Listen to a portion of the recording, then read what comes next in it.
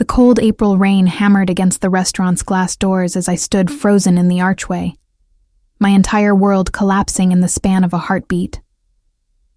Through the ambient golden glow of La Xuan Lit's dining room, past the crystal chandeliers and white-clothed tables, I could see them.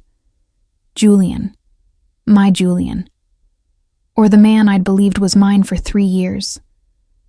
His hand was buried in my sister's hair, their mouths locked together with a desperate hunger I recognized, because it had once been directed at me. Sophia, my older sister by 4 years. The one who'd helped me move into my first apartment, who'd been my maid of honor at every imaginary wedding I'd planned since childhood. Her crimson dress, the one I'd helped her pick out last week, was hiked up her thigh as Julian's other hand gripped her waist with possessive certainty. The maitre d' was saying something, his voice a distant buzz beneath the roaring in my ears. My clutch slipped from numb fingers, lipstick and compact spilling across marble floors that probably cost more than my monthly rent. Someone gasped. The sound might have come from my own throat. I bent mechanically to gather my scattered belongings, my hands trembling so violently that I had to try 3 times to grasp my phone. The screen was cracked. When had that happened? Displaying 11:47 p.m. in fractured digits, 23 years and 11 months of my life. And this was how I'd spend the final 13 minutes before turning 24. Miss, are you quite all right? The maitre d's concern felt obscene against the backdrop of my sister's betrayal, playing out in real time behind him. I couldn't answer. Couldn't form words past the stone lodged in my throat. All I could manage was to shove everything back into my clutch and push past him, past the concerned faces of strangers who'd been celebrating their own perfectly intact lives, past the waiter who'd served our table not 20 minutes ago when I'd still been naive enough to believe tonight was about celebrating me. The rain hit me like a physical blow the moment I cleared the entrance. My blue dress, the one Julian had said made my eyes look like sapphires, was soaked through in seconds, the silk clinging to my skin like a second layer of humiliation. I'd spent 2 weeks' salary on this dress. For him. For us. For the anniversary dinner he'd promised would be special. Special. The word tasted like ashes. I stumbled forward blindly, mascara running in dark rivulets down my cheeks, my heels clicking against wet pavement with each desperate step away from the restaurant's warm glow. Away from the life I'd thought I was building. Away from the sister I'd trusted with every secret except the ones I'd kept from myself. A sleek black limousine idled at the curb, engine purring, privacy glass dark as obsidian. I didn't think. Couldn't think. My hand found the door handle, yanked it open, and I threw myself inside before my brain could catch up with my body's instinct to hide. The interior was warm, leather seats the color of midnight, ambient lighting that cast everything in shades of amber and shadow. And sitting in the far corner, one ankle crossed over the opposite knee with casual authority, was a man who made every nerve ending in my body stand at attention. He was somewhere in his early 30s, all sharp angles and controlled power wrapped in a charcoal 3-piece suit that had definitely never seen the inside of a department store. Dark hair pushed back from a face that could have been carved from marble, high cheekbones, a jaw that looked capable of breaking concrete, and eyes the color of smoke that studied me with the kind of focus that suggested he never missed a single detail. I should have apologized. Should have scrambled back out into the rain and found a cab like a normal person having a mental breakdown. Instead, I sank deeper into the plush seat, dropped my clutch onto the floor, and heard myself say, "If you're going to kill me, at least buy me a drink first. This day can't possibly get worse." His eyebrows rose fractionally, the only indication of surprise on features that otherwise remained perfectly composed. When he spoke, his voice was low and measured, with the faintest trace of an accent I couldn't quite place. Italian, maybe. Or somewhere further east. "I don't make a habit of killing women who look like drowned cats." A pause. "Or buying them drinks. Then tonight's full of firsts for both of us. I wiped at my face with the back of my hand, succeeding only in smearing my ruined makeup further. Sorry, wrong car, I'll just stay. The word wasn't loud, but it carried weight. Command. He gestured to a built-in bar along the side panel. You look like you could use that drink after all. I should have left. Every rational cell in my body screamed at me to leave. Strange man. Strange car. Strange city where people disappeared when they made poor choices in dark vehicles. But rationality had abandoned me somewhere around the moment I'd watched my boyfriend's tongue down my sister's throat, so I found myself nodding instead. He poured something amber into a crystal tumbler without asking my preference, the liquid catching the light like liquid gold.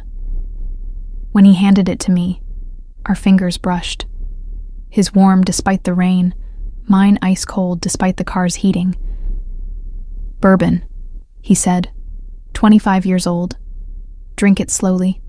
I took a sip that was decidedly not slow, welcoming the burn that traced down my throat and settled hot in my stomach. Thank you. I'm Camille, by the way, since we're apparently sharing expensive alcohol in your fancy murder car. Nico. He didn't offer a last name, didn't explain why he had a limousine waiting outside Le Chuen Light at midnight on a Tuesday.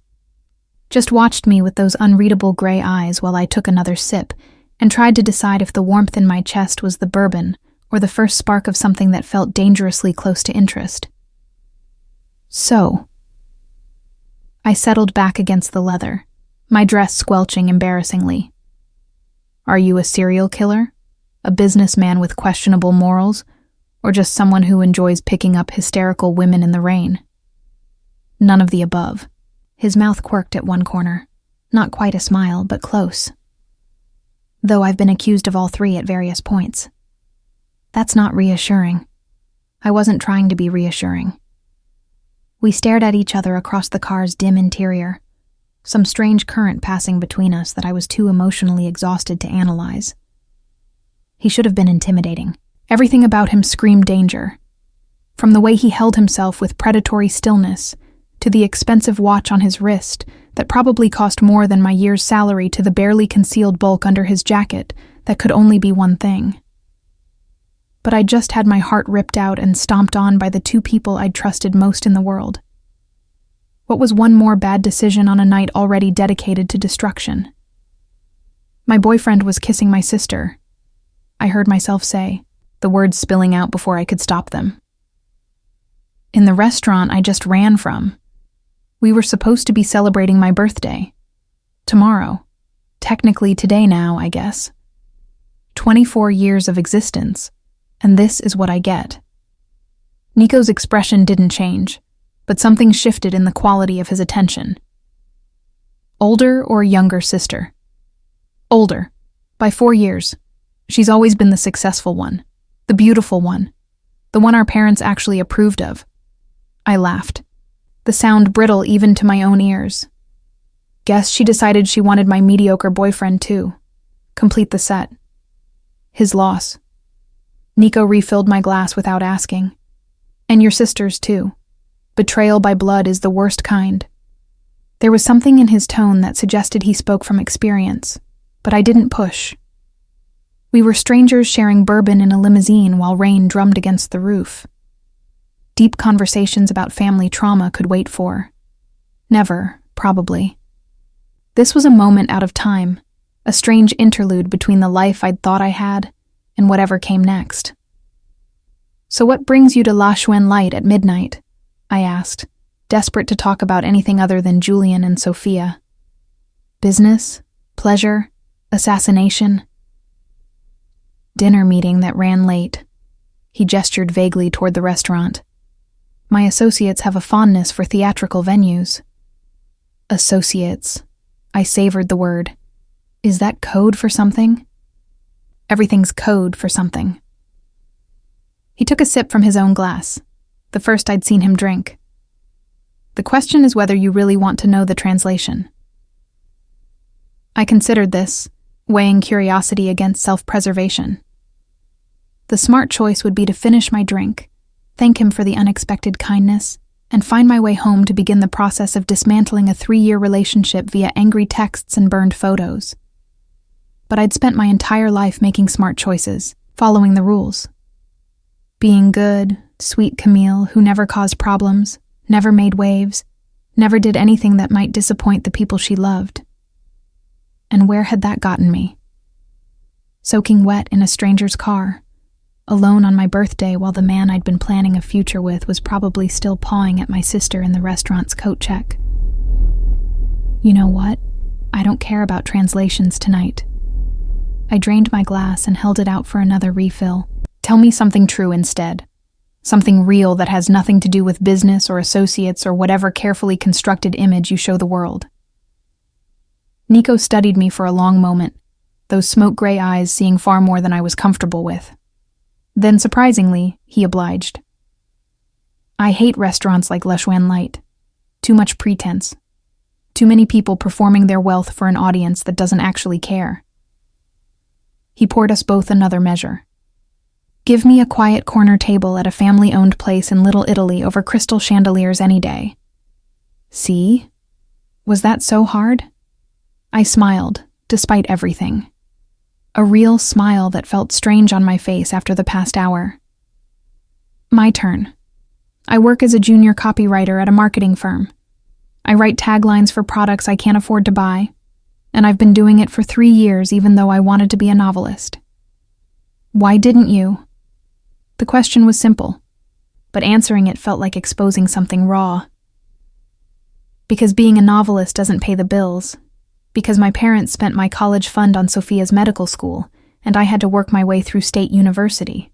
Because practical Camille doesn't chase dreams. She makes responsible choices. Except for tonight. His gaze held mine. Getting into strange cars. Drinking with dangerous men. That doesn't sound particularly responsible. Tonight, I'm making an exception. I raised my glass in a mock toast. Happy birthday to me. May 24 be the year I stop being so goddamn sensible. Something that might have been approval flickered across his features. To poor decisions and their consequences. We drank to that. The bourbon warming me from the inside out, while rain continued its assault on the car's roof. Time seemed to suspend itself. Outside, the city carried on. Taxis splashing through puddles. Late-night stragglers hurrying toward subway stations. The neon glow of corner stores and bars painting the wet streets in electric colors. But inside this leather-scented cocoon, there was only the two of us. A stranger who felt oddly familiar. A woman making choices she'd regret in the morning. And the strange electricity that sparked whenever our eyes met across the car's dim interior. I should go, I said eventually, though I made no move toward the door. You probably have important, mysterious business to attend to. Nothing that can't wait. Nico's attention never wavered from my face. Where would you go? Back to an empty apartment to replay the evening's greatest hits? He wasn't wrong. My studio in Brooklyn would feel especially hollow tonight, haunted by all the times Julian had stayed over, by the drawer full of his t-shirts I'd borrowed for sleeping in, by the photos stuck to my refrigerator with magnets shaped like tiny books. I hate that you're right. I slumped deeper into the seat. But sitting in your car all night isn't exactly a plan either. Then let's drive. He leaned forward, pressed a button on the panel beside him. Dimitri, take us through the city. No destination.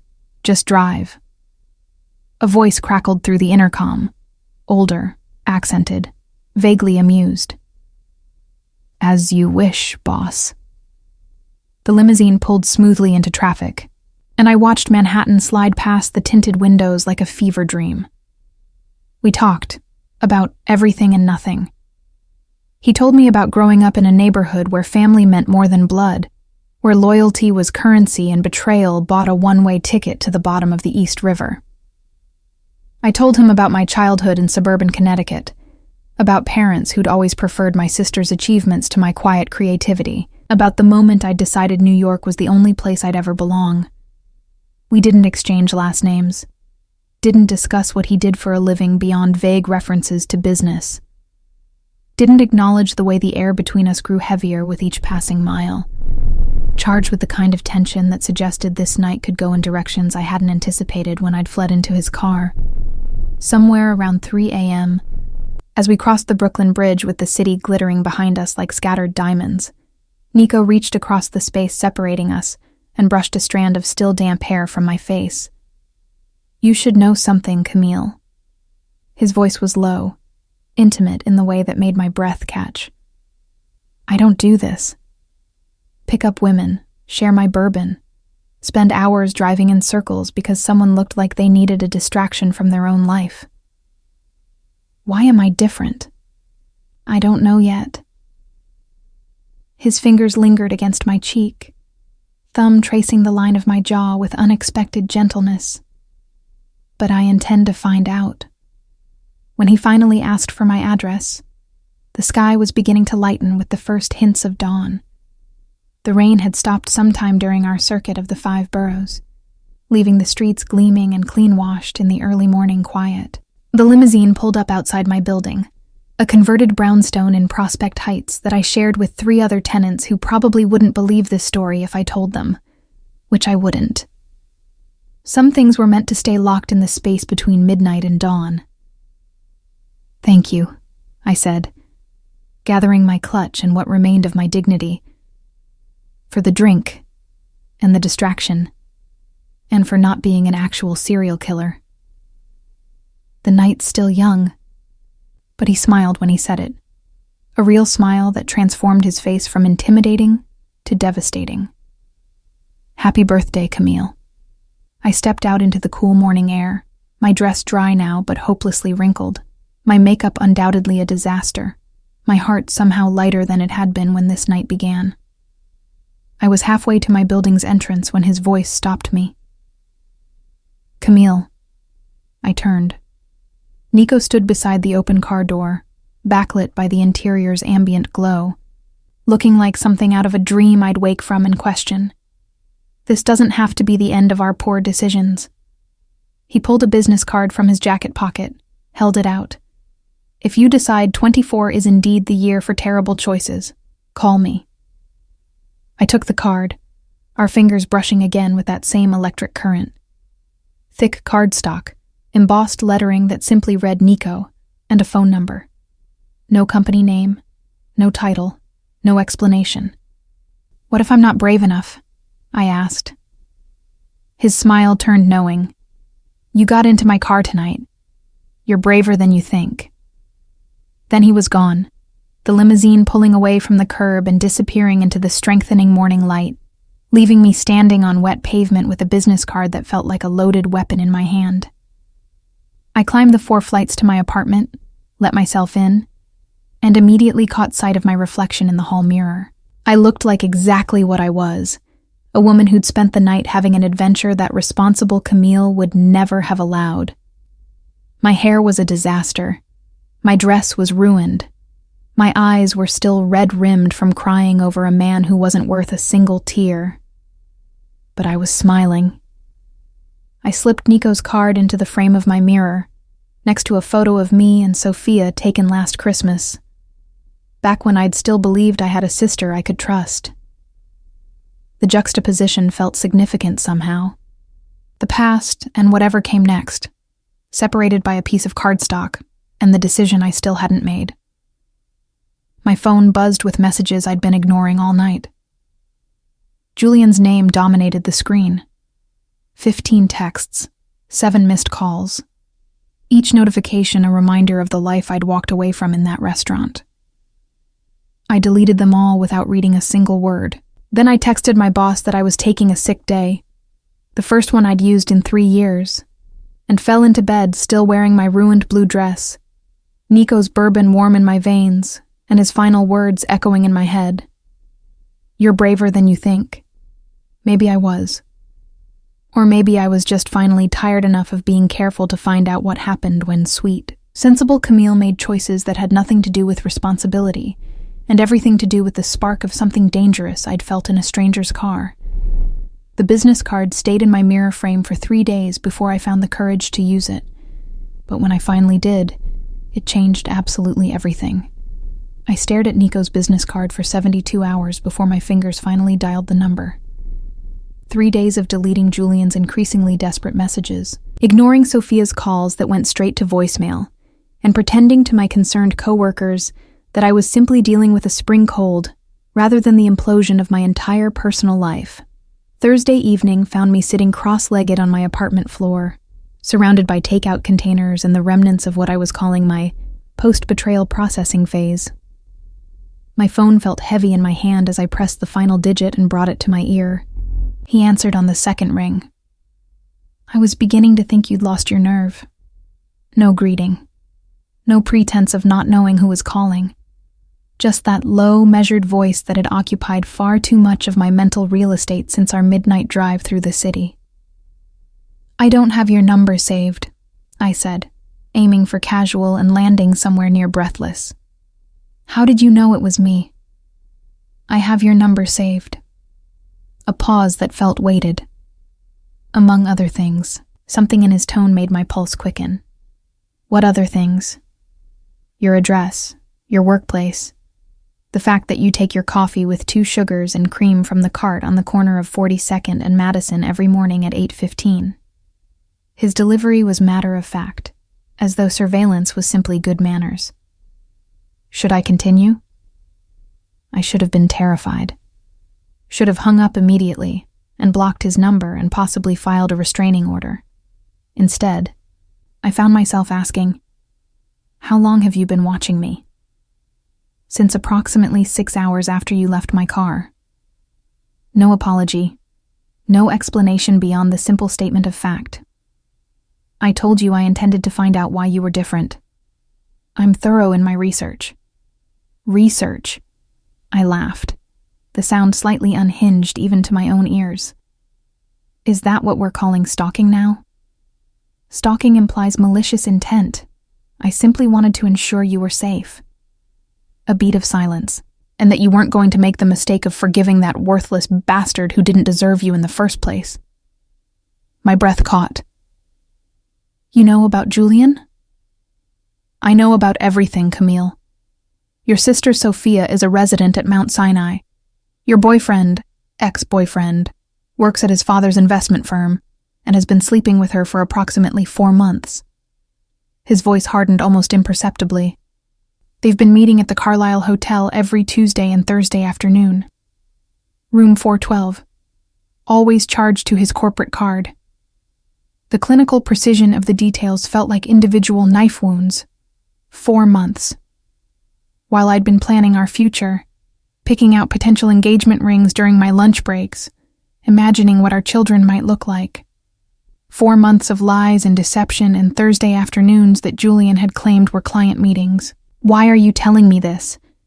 My voice came out smaller than I intended. Because you deserve to know the full scope of the betrayal. And because I don't deal in half-truths. Something shifted in his tone, not quite gentle, but approaching it. Are you alone right now? Yes. Why? Good. My car will be there in 20 minutes. Wear something comfortable. We're going for a drive. Nico, I don't think... 20 minutes, Camille, don't make me wait. The line went dead before I could argue. I should have stayed in my apartment.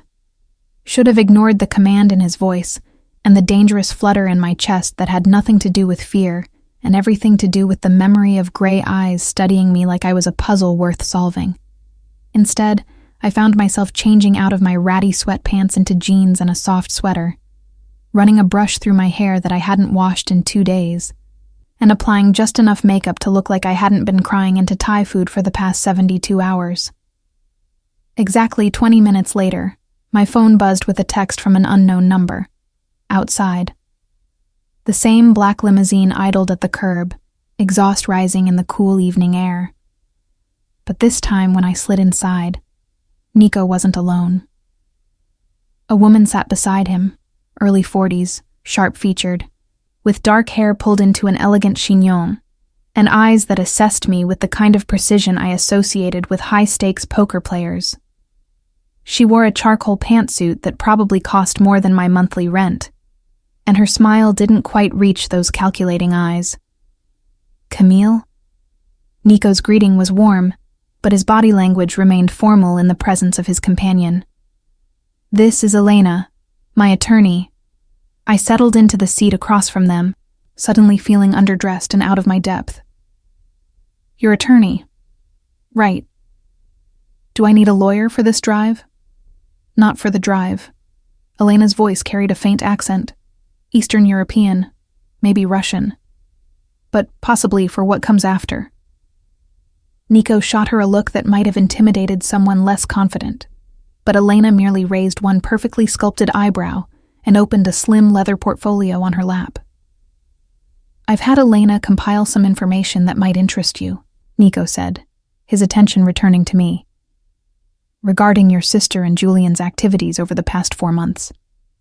Elena slid a folder across the space between us. I took it with trembling fingers, already knowing I wouldn't like what I found inside, but unable to resist the pull of confirmed suspicions. The first page was a hotel receipt. The Carlisle, room 412. Charged to Julian's corporate American Express. Dated 3 days before my birthday. The second page showed another receipt. And another. A pattern emerging with sickening clarity. Every Tuesday and Thursday for 16 weeks, without fail. But it was the photographs that made my hands shake. Julian and Sophia entering the hotel lobby. Julian's hand on her lower back, proprietary and familiar. Sophia laughing at something he'd said, her expression radiant in a way I recognized because it had once been directed at me. And then, most damning of all, a photo of them leaving together. Julian's tie loosened, Sophia's hair mussed, both of them with the unmistakable glow of people who'd just spent 2 hours doing exactly what the hotel room had been reserved for. Where did you get these? I whispered, unable to tear my eyes from the evidence of my sister's betrayal captured in high-definition color. I have resources. Nico's tone suggested this was all the explanation I'd receive. The question is what you intend to do with the information. I looked up, meeting his steady gaze. What can I do? Confront them? They'll just deny it or make excuses or tell me I'm being dramatic. You could sue him for emotional damages, Elena offered, her voice professional and detached. Given that you've been in a committed relationship for 3 years and can prove financial entanglement, you're listed as his emergency contact. You have keys to his apartment. You've purchased joint assets. There's a case for palimony in New York. I don't want his money. The words came out harsh, anger finally burning through the numbness. I want him to suffer the way I've suffered. I stopped, suddenly aware of how that sounded. Vengeful. Bitter. Everything I'd never allowed myself to be, because good girls didn't let rage consume them. But Nico was nodding, something almost like approval in his expression. There it is. That fire I saw the night we met. The part of you that's tired of being the one who always plays by the rules while everyone else rewrites them to suit themselves. What are you suggesting? I asked, though part of me already knew the answer. I'm suggesting that sometimes the rules are designed to protect people who don't deserve protection. He leaned forward, elbows on his knees, his intensity focused entirely on me. Your sister violated the most fundamental code, family loyalty. Your ex-boyfriend proved himself unworthy of your trust. They both deserve consequences. Nico. Elena's voice carried a warning. We discussed the parameters. I'm not suggesting anything illegal, he said, though the smile that curved his lips suggested otherwise. I'm simply offering resources, information, perhaps a few strategic interventions that might make their lives slightly more complicated. I should have said no. Should have handed back the folder, thanked them for their concern, and returned to my apartment to process my heartbreak like a normal person through ice cream and sad movies and eventually therapy. But I was so tired of being normal. So tired of being the one who got hurt, while everyone else moved on without consequences. What kind of interventions? I heard myself ask. Nico's smile widened. Julian's father's investment firm has been skating on some questionable financial practices. Nothing that would destroy them, but enough to trigger an audit that would make life very uncomfortable for a few months. And my sister? Sophia's residency program has very strict policies about personal conduct. Elena pulled out another document, particularly regarding relationships that might compromise professional judgment. If it were discovered that she's been engaging in an affair with a patient's family member, which Julian technically is, given his mother was treated at Mount Sinai last year, well, that could result in a formal review. The pieces clicked together. You've thought of everything. I'm thorough, Nico said. But the decision is yours, Camille. You can walk away right now. Go home. Process this betrayal however you see fit. Or I can let you ruin their lives. Yeah, I looked down at the folder in my hands, at the evidence of their betrayal, captured in receipts and photographs, and timeline documentation that must have taken considerable resources to compile. Not ruin, Nico corrected gently. Simply ensure they face appropriate consequences for their actions. There's a difference. Was there? I wasn't sure anymore. The line between justice and revenge had blurred somewhere between the photograph of Julian's hand on my sister's back and the realization that Nico had spent the past 3 days compiling a dossier on my personal tragedy. Why? I asked, meeting his eyes across the car's dim interior. Why would you go to all this trouble for someone you met once? A stranger who climbed into your car in the rain? Something shifted in his expression. Not quite vulnerability, but approaching honesty. Because I know what betrayal feels like. Because family loyalty means something in my world, and your sister violated the most sacred trust. And because... He paused, weighing his next words carefully. Because when I saw you that night, soaking wet and heartbroken but still managing to make jokes about murder, I recognized something I hadn't seen in a very long time. What's that? Authenticity. The word hung between us. Everyone I know wears masks, plays roles, performs their personality for whatever audience will benefit them most. But you were just yourself. Hurt and angry and drowning in bourbon, but real. The sincerity in his voice did something dangerous to my resolve. Made me want to trust him, despite every logical reason not to. Made me want to accept his offer of intervention and consequences, and strategic ruin for people who'd proven they deserved it. If I say yes, I began slowly, what happens next? Nico exchanged a glance with Elena, some silent communication passing between them. Elena files the necessary complaints, anonymously. The auditors receive an anonymous tip about Julian's firm. The hospital board receives documentation of Sophia's policy violations. Everything proceeds through proper channels. And my involvement remains entirely unknown. He leaned back, satisfied. You go about your life, perhaps accept the occasional dinner invitation from a concerned friend who wants to ensure you're recovering from your recent heartbreak. There it was. The real price of his assistance. Not money or favors or anything so crass as debt. Just time. Access.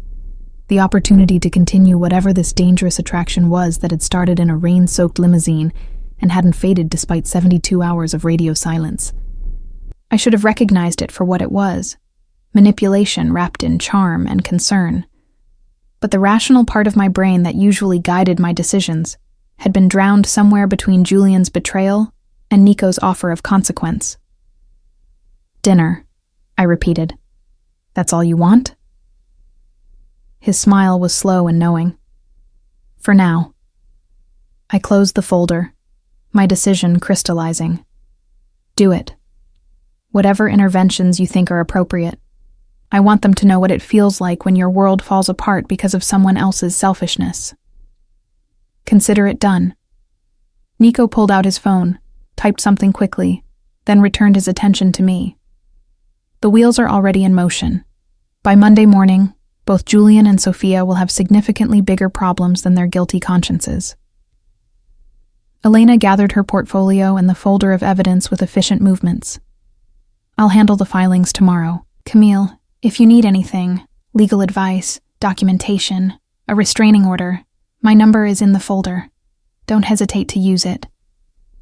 Thank you, I said, though I wasn't entirely sure what I was thanking her for. Helping destroy my ex-boyfriend and sister's lives? Offering legal protection from the consequences of that destruction? The whole situation felt surreal.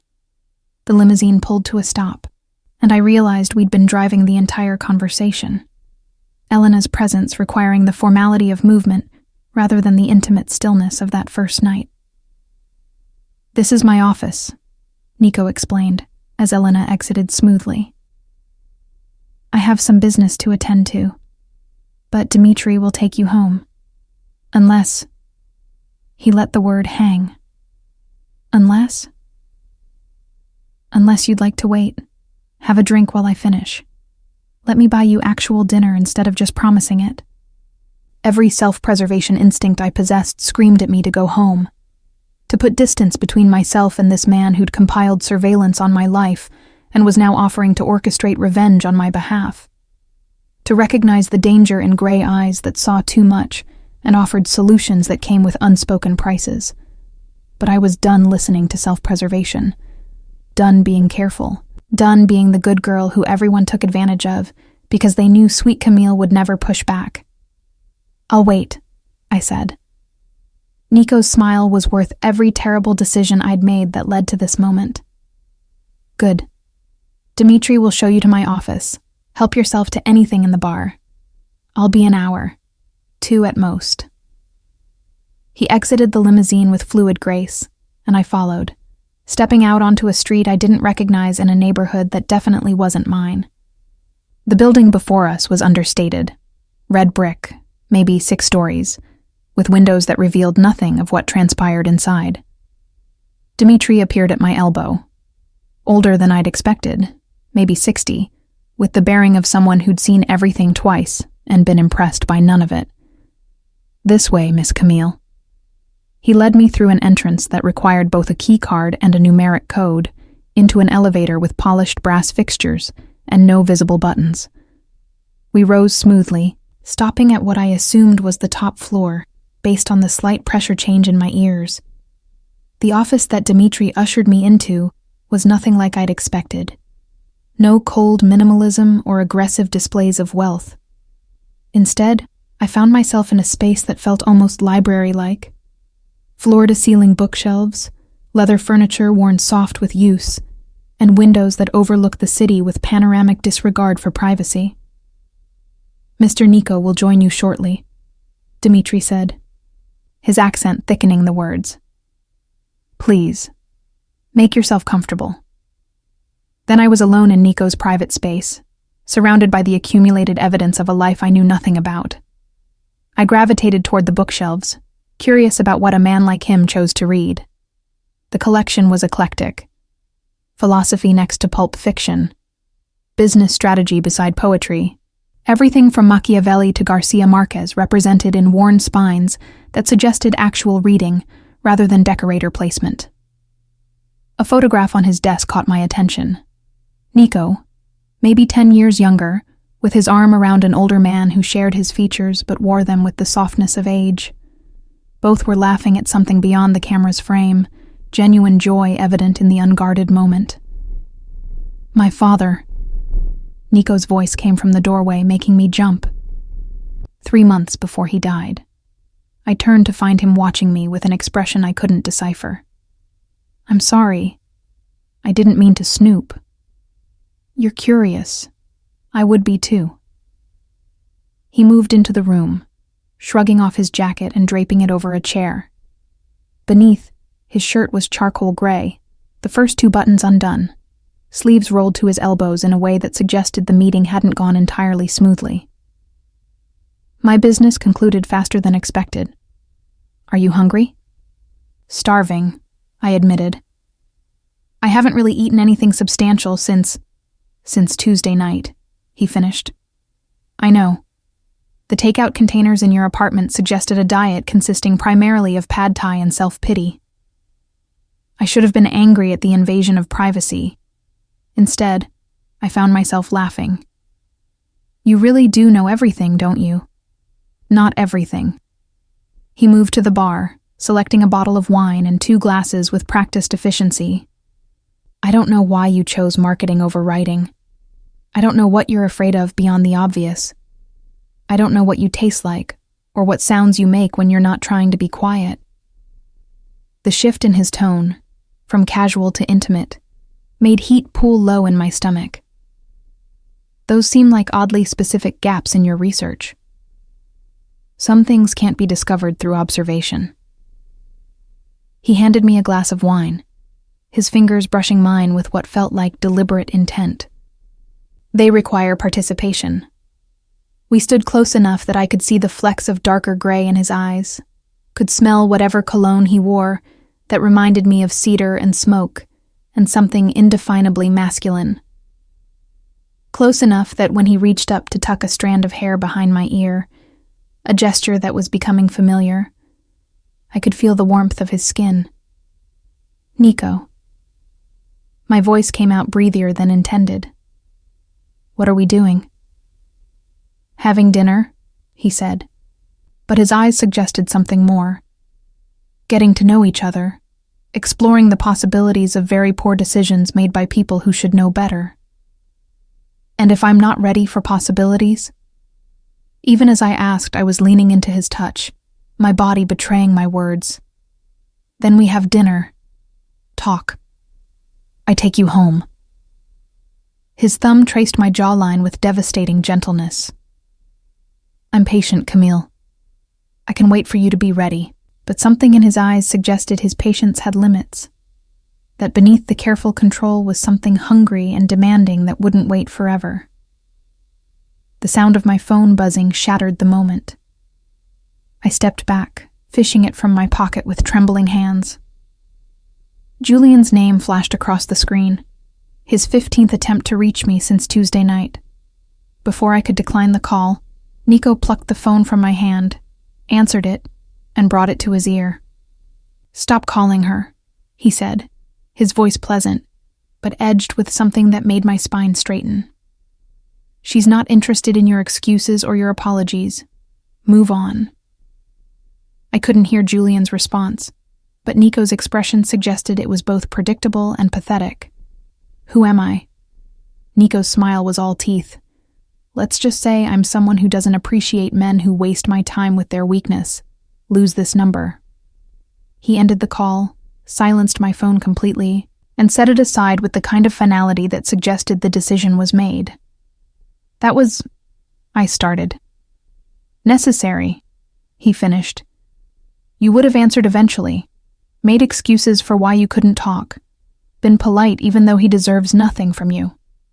His eyes found mine. I'm not good at many things, Camille, but I'm excellent at cutting out people who don't deserve space in your life. He was right. I would have answered. Would have listened to Julian's justifications and probably even accepted partial blame because that's what I always did. Smoothed over conflicts, absorbed other people's guilt, made myself smaller so everyone else could be comfortable. But standing in Nico's office, watching him defend boundaries I'd never learned to set for myself, I felt something shift.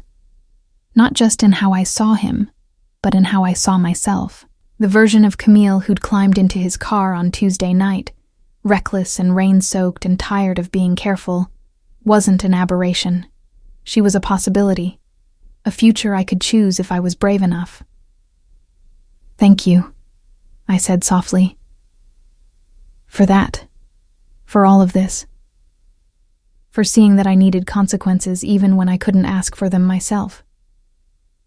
Nico moved closer again, crowding into my space with the kind of confidence that should have felt threatening, but instead felt like gravity. I see you, Camille. All of you. The sweetness everyone takes advantage of, the fire you keep hidden, the potential for absolutely devastating choices if someone just gave you permission. Is that what you're doing? Giving me permission? No. His hand came up to cup my face, thumb brushing across my lower lip with agonizing slowness. I'm showing you that you never needed it in the first place. When he kissed me, it wasn't tentative or questioning. It was acclaiming, deliberate and thorough, and exactly what I needed to burn away the last vestiges of sweet, sensible Camille, who'd wasted 3 years on a man who didn't deserve her. I kissed him back with 3 days of anger and heartbreak and desperate attraction, my hands fisting in his shirt to pull him closer, to feel the solid reality of him against me.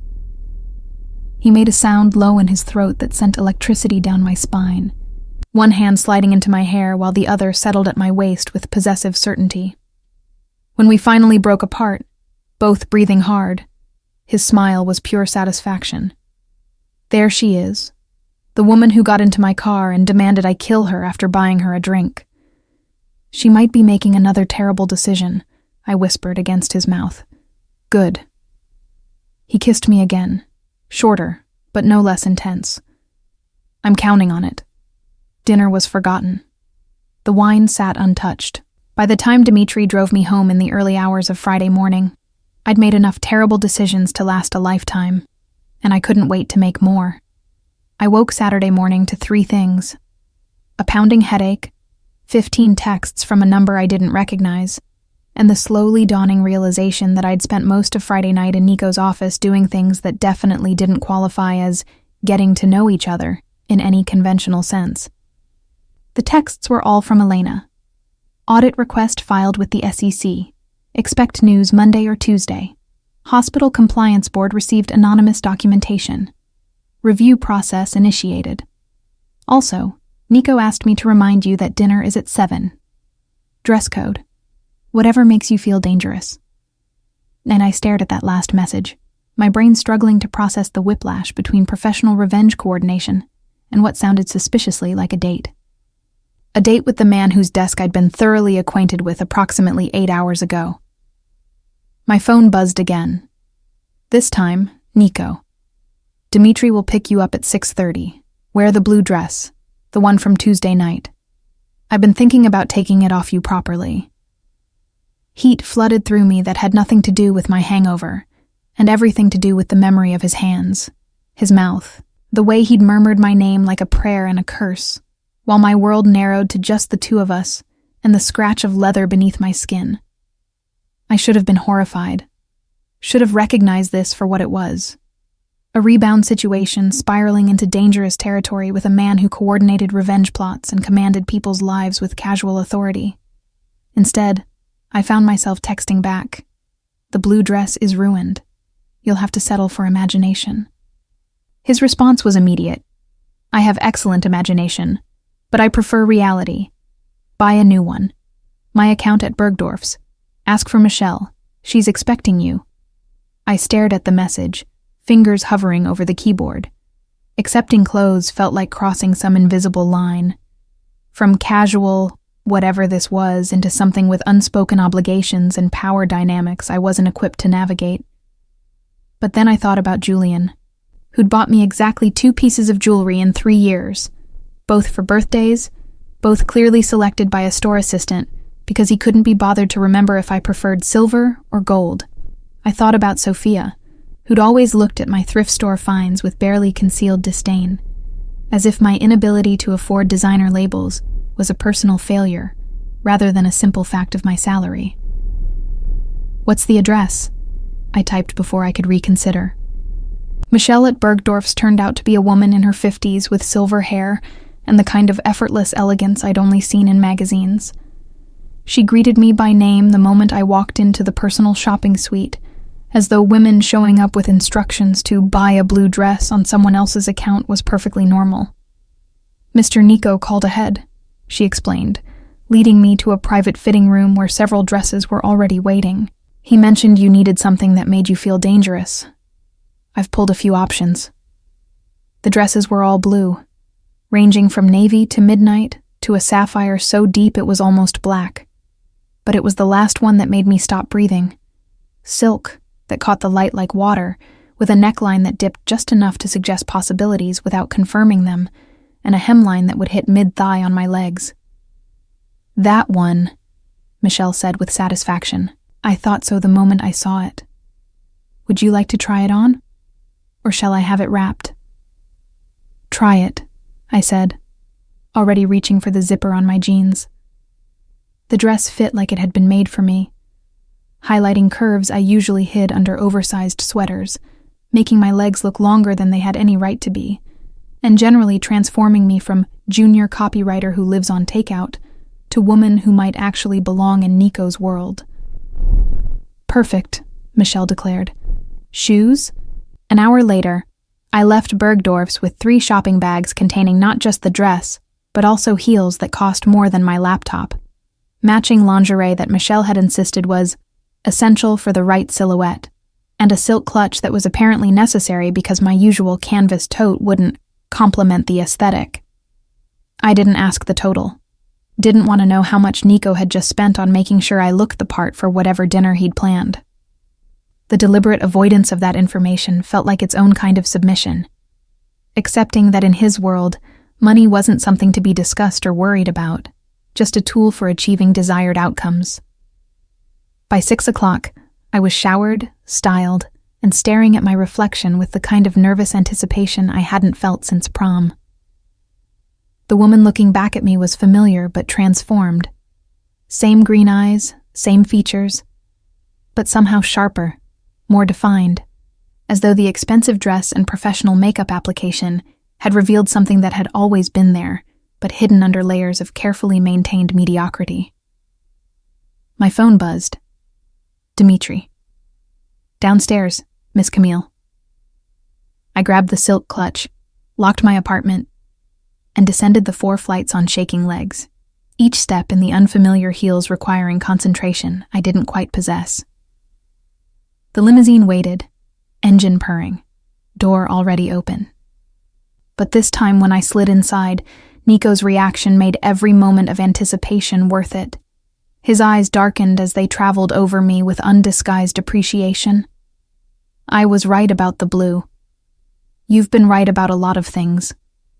I settled into the seat across from him, hyper-aware of how the dress's hem rode up my thighs, of how his attention tracked the movement. "Where are we going?" "Dinner, as promised." But something in his expression suggested dinner was merely the opening act of whatever he'd planned for tonight. "There's something we need to discuss first." The shift in his tone from appreciative to serious made my pulse quicken for different reasons. "That sounds ominous." "Not ominous. Necessary." He poured 2 glasses of wine from a bottle already open, handed me one. "I need you to understand what you've gotten yourself into by accepting my help, what it means to have my attention, the consequences of being associated with me." I took a sip of wine, something red and expensive that I couldn't begin to identify. "I thought we already established that you're not actually a serial killer." "I'm not." His mouth quirked slightly. "But the things I do, the business I run, it operates in spaces where the law is more suggestion than requirement. People who know me, who work for me, who owe me favors, they see you with me. They make assumptions." "What kind of assumptions?" "That you're mine." The possessiveness in those 2 words sent heat spiraling through me. "That touching you means answering to me. That your problems become my problems. That your enemies become mine." I thought about Julian and Sophia, about the audits and compliance reviews already in motion. "Like you're doing with my ex and my sister." "Exactly like that." He leaned forward, elbows on his knees, his intensity focused entirely on me. "But it goes further, Camille. Once you're in my world, even peripherally, you can't just walk away when things get complicated. There are people who would use you to get to me. People who would hurt you to make a point." The warning should have terrified me, should have made me demand Dimitri stop the car immediately so I could flee back to my safe, boring life, where the worst danger was bland office politics and disappointing online dates. but I'd spent Tuesday night watching my entire relationship crumble. I'd spent 3 days being surveilled by someone who saw me clearly enough to know I needed consequences more than comfort. I'd spent Friday night discovering that the sweet, sensible version of myself I'd been performing for 24 years was just that, a performance. And underneath was someone who craved exactly the kind of dangerous attention Nico was offering. What if I don't want to walk away? I asked quietly. What if I want to know what it feels like to be someone's problem to solve instead of always being the one who fixes everyone else? Something shifted in his expression. Satisfaction mixed with something darker, more primal. Then you need to understand the rules. My rules. Because this, he gestured between us, doesn't work if you're going to be careless with your safety or reckless with my trust. I thought you liked my recklessness. Getting into strange cars. Making terrible decisions. I like that you're not afraid to take risks. His voice dropped lower. But there's a difference between brave and stupid. Brave is calling me after 3 days. Stupid is accepting drinks from men who aren't me. Brave is wearing that dress knowing exactly what it does to my control. Stupid is wearing it for anyone else. The possessiveness should have set off alarm bells. Should have reminded me that healthy relationships didn't start with surveillance and ownership declarations and rules about who I could accept drinks from. But nothing about this was healthy. Nothing about us had been conventional from the moment I'd tumbled into his car with mascara-stained cheeks and a demand to be murdered after cocktails. So what are the rules? I asked, committing to this dangerous path even as part of my brain screamed warnings I'd probably regret ignoring. Nico's smile was slow and approving. Rule 1, you don't lie to me. Not about where you are, who you're with, or what you need. I can handle the truth. I can't handle deception. That seems reasonable. Rule 2, you let me protect you. That means my security knows your schedule.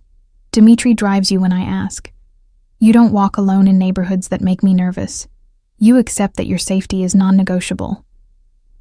I nodded, recognizing this was less about control and more about whatever genuine concern lurked beneath his carefully maintained exterior. Rule 3. His eyes held mine. When we're together, really together, you give me everything. No holding back. No pretending to be someone you're not. I get the real Camille. The angry one. The reckless one.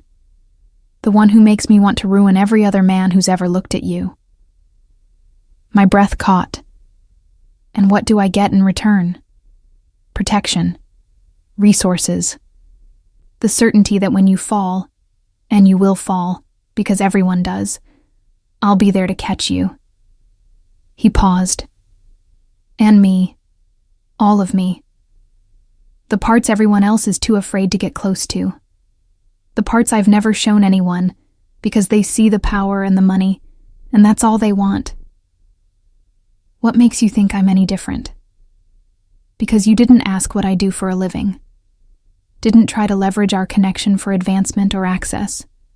You just wanted bourbon and a distraction from your own pain. His voice softened almost imperceptibly. You saw me as a person before you saw me as a resource. Do you know how rare that is? I didn't. Couldn't.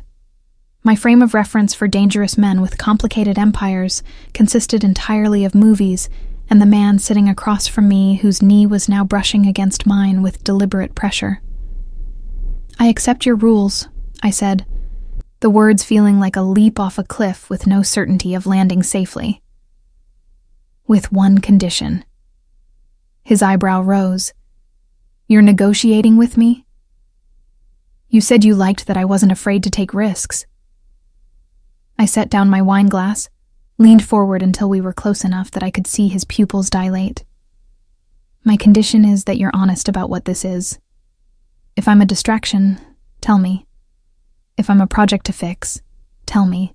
If this is just about the chase, and you'll lose interest once you've had me, tell me now so I can decide if I want to get hurt again.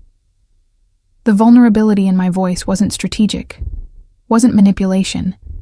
Just raw honesty from a woman who'd spent 3 days realizing that the last relationship she'd trusted had been built on lies so fundamental that she'd never even seen them coming. Nico reached out, cupped my face with both hands, forced me to hold his gaze. "You're not a distraction. You're not a project. And I've already had you. Friday night, in my office, against every surface we could find. And all it did was make me want you more." He kissed me then, slow and thorough, a claiming that tasted like wine and promises I wasn't sure he could keep, but desperately wanted to believe.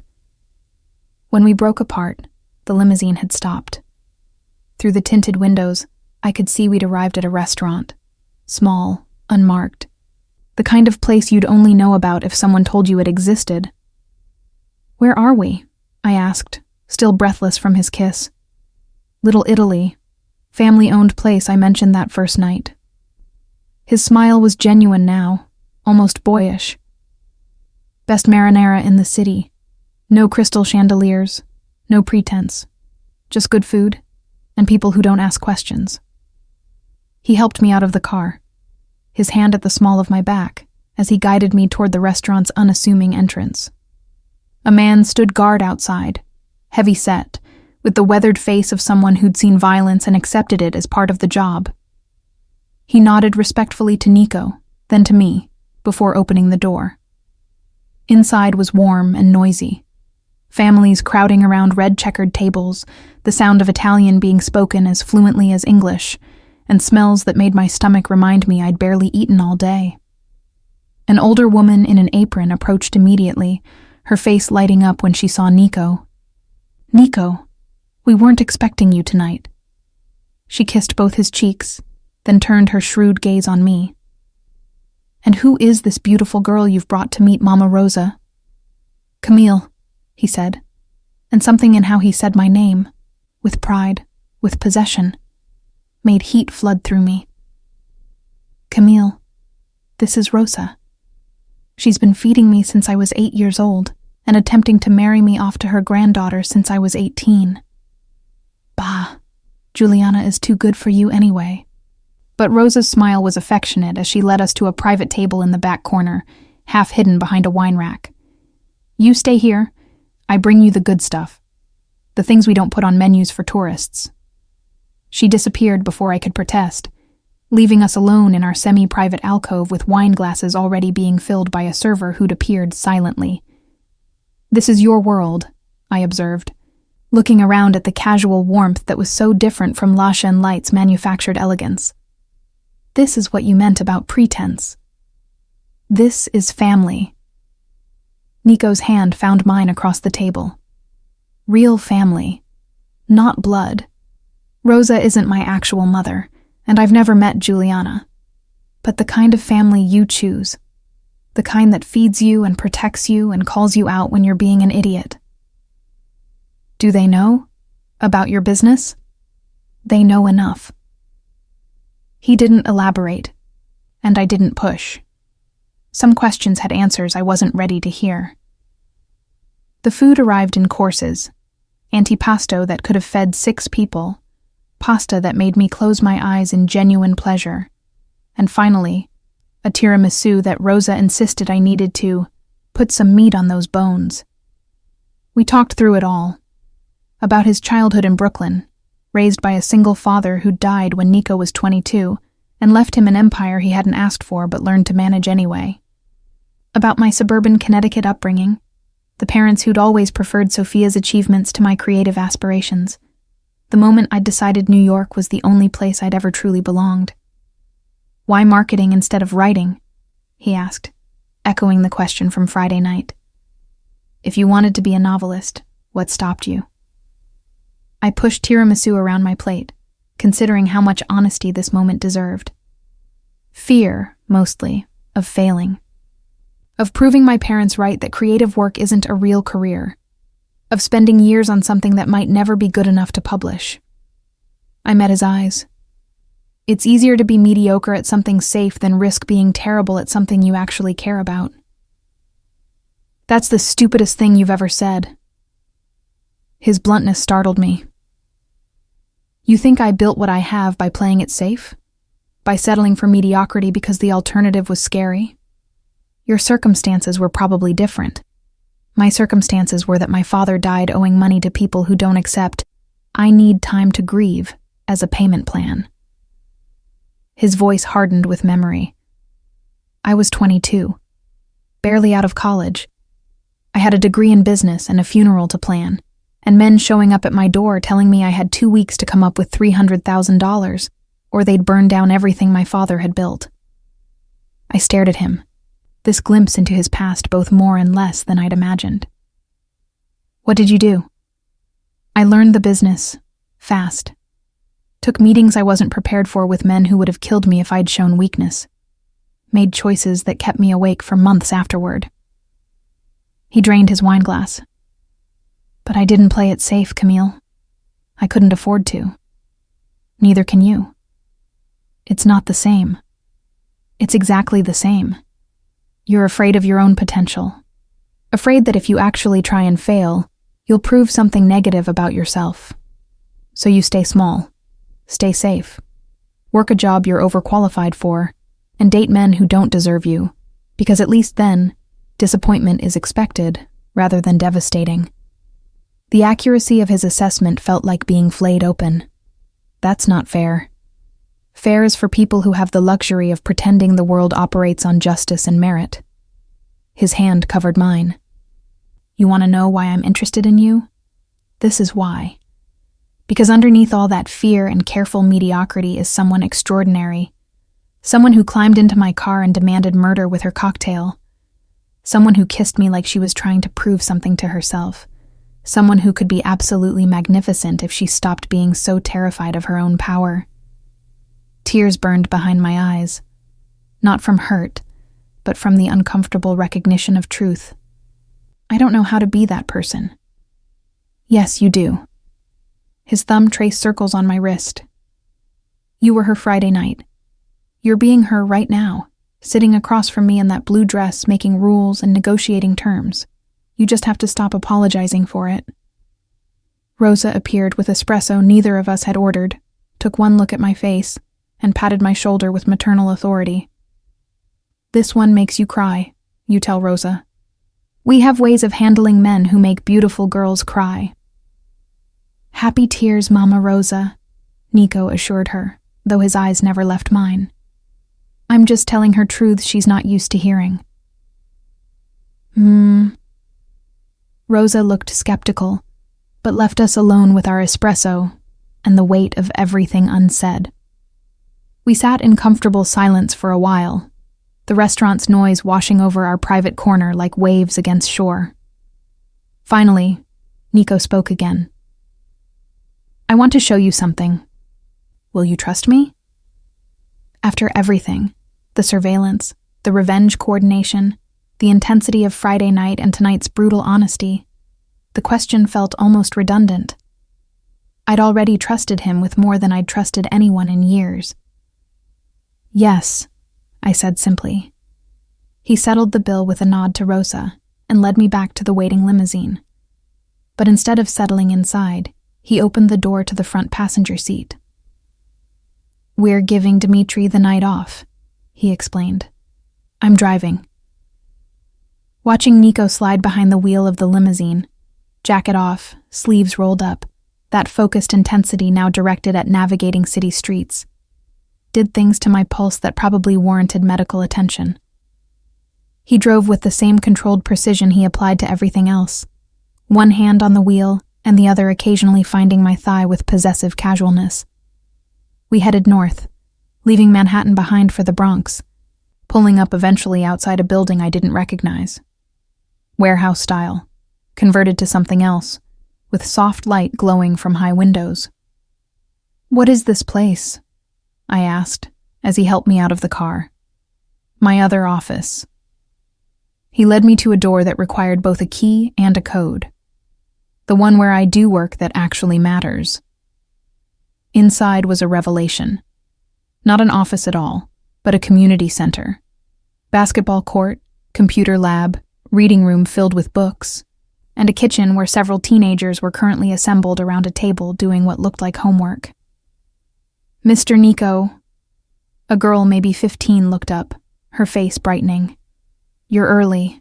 We haven't finished the business plan yet. That's fine, Maya. Take your time.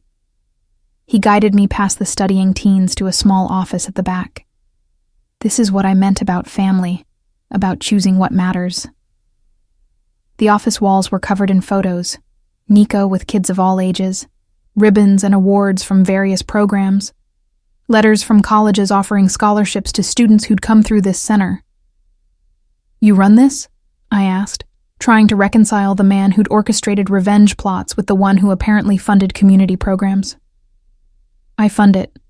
Rosa's grandson Marco runs it. We provide after-school programs, college prep, job training, safe space for kids whose neighborhoods don't offer much of that. He leaned against the desk, watching my reaction. The business, my father's business, now mine. It funds this. Turns money from questionable sources into opportunities for kids who deserve better than the hand they were dealt. That's why you do it, the business. Even the parts that aren't legal. Understanding dawned. This is your penance. No. His voice hardened. Penance implies guilt. I'm not guilty about providing for my family, blood or chosen. But I do believe in balance, taking from people who can afford it and giving to people who need it. He pulled me closer, hands settling on my waist. I'm showing you this because you need to understand. I'm not a good man, Camille. I've done things that would horrify you if you knew details. But I'm not a monster either. I'm just someone trying to build something that matters with the tools I have available. I looked up at him.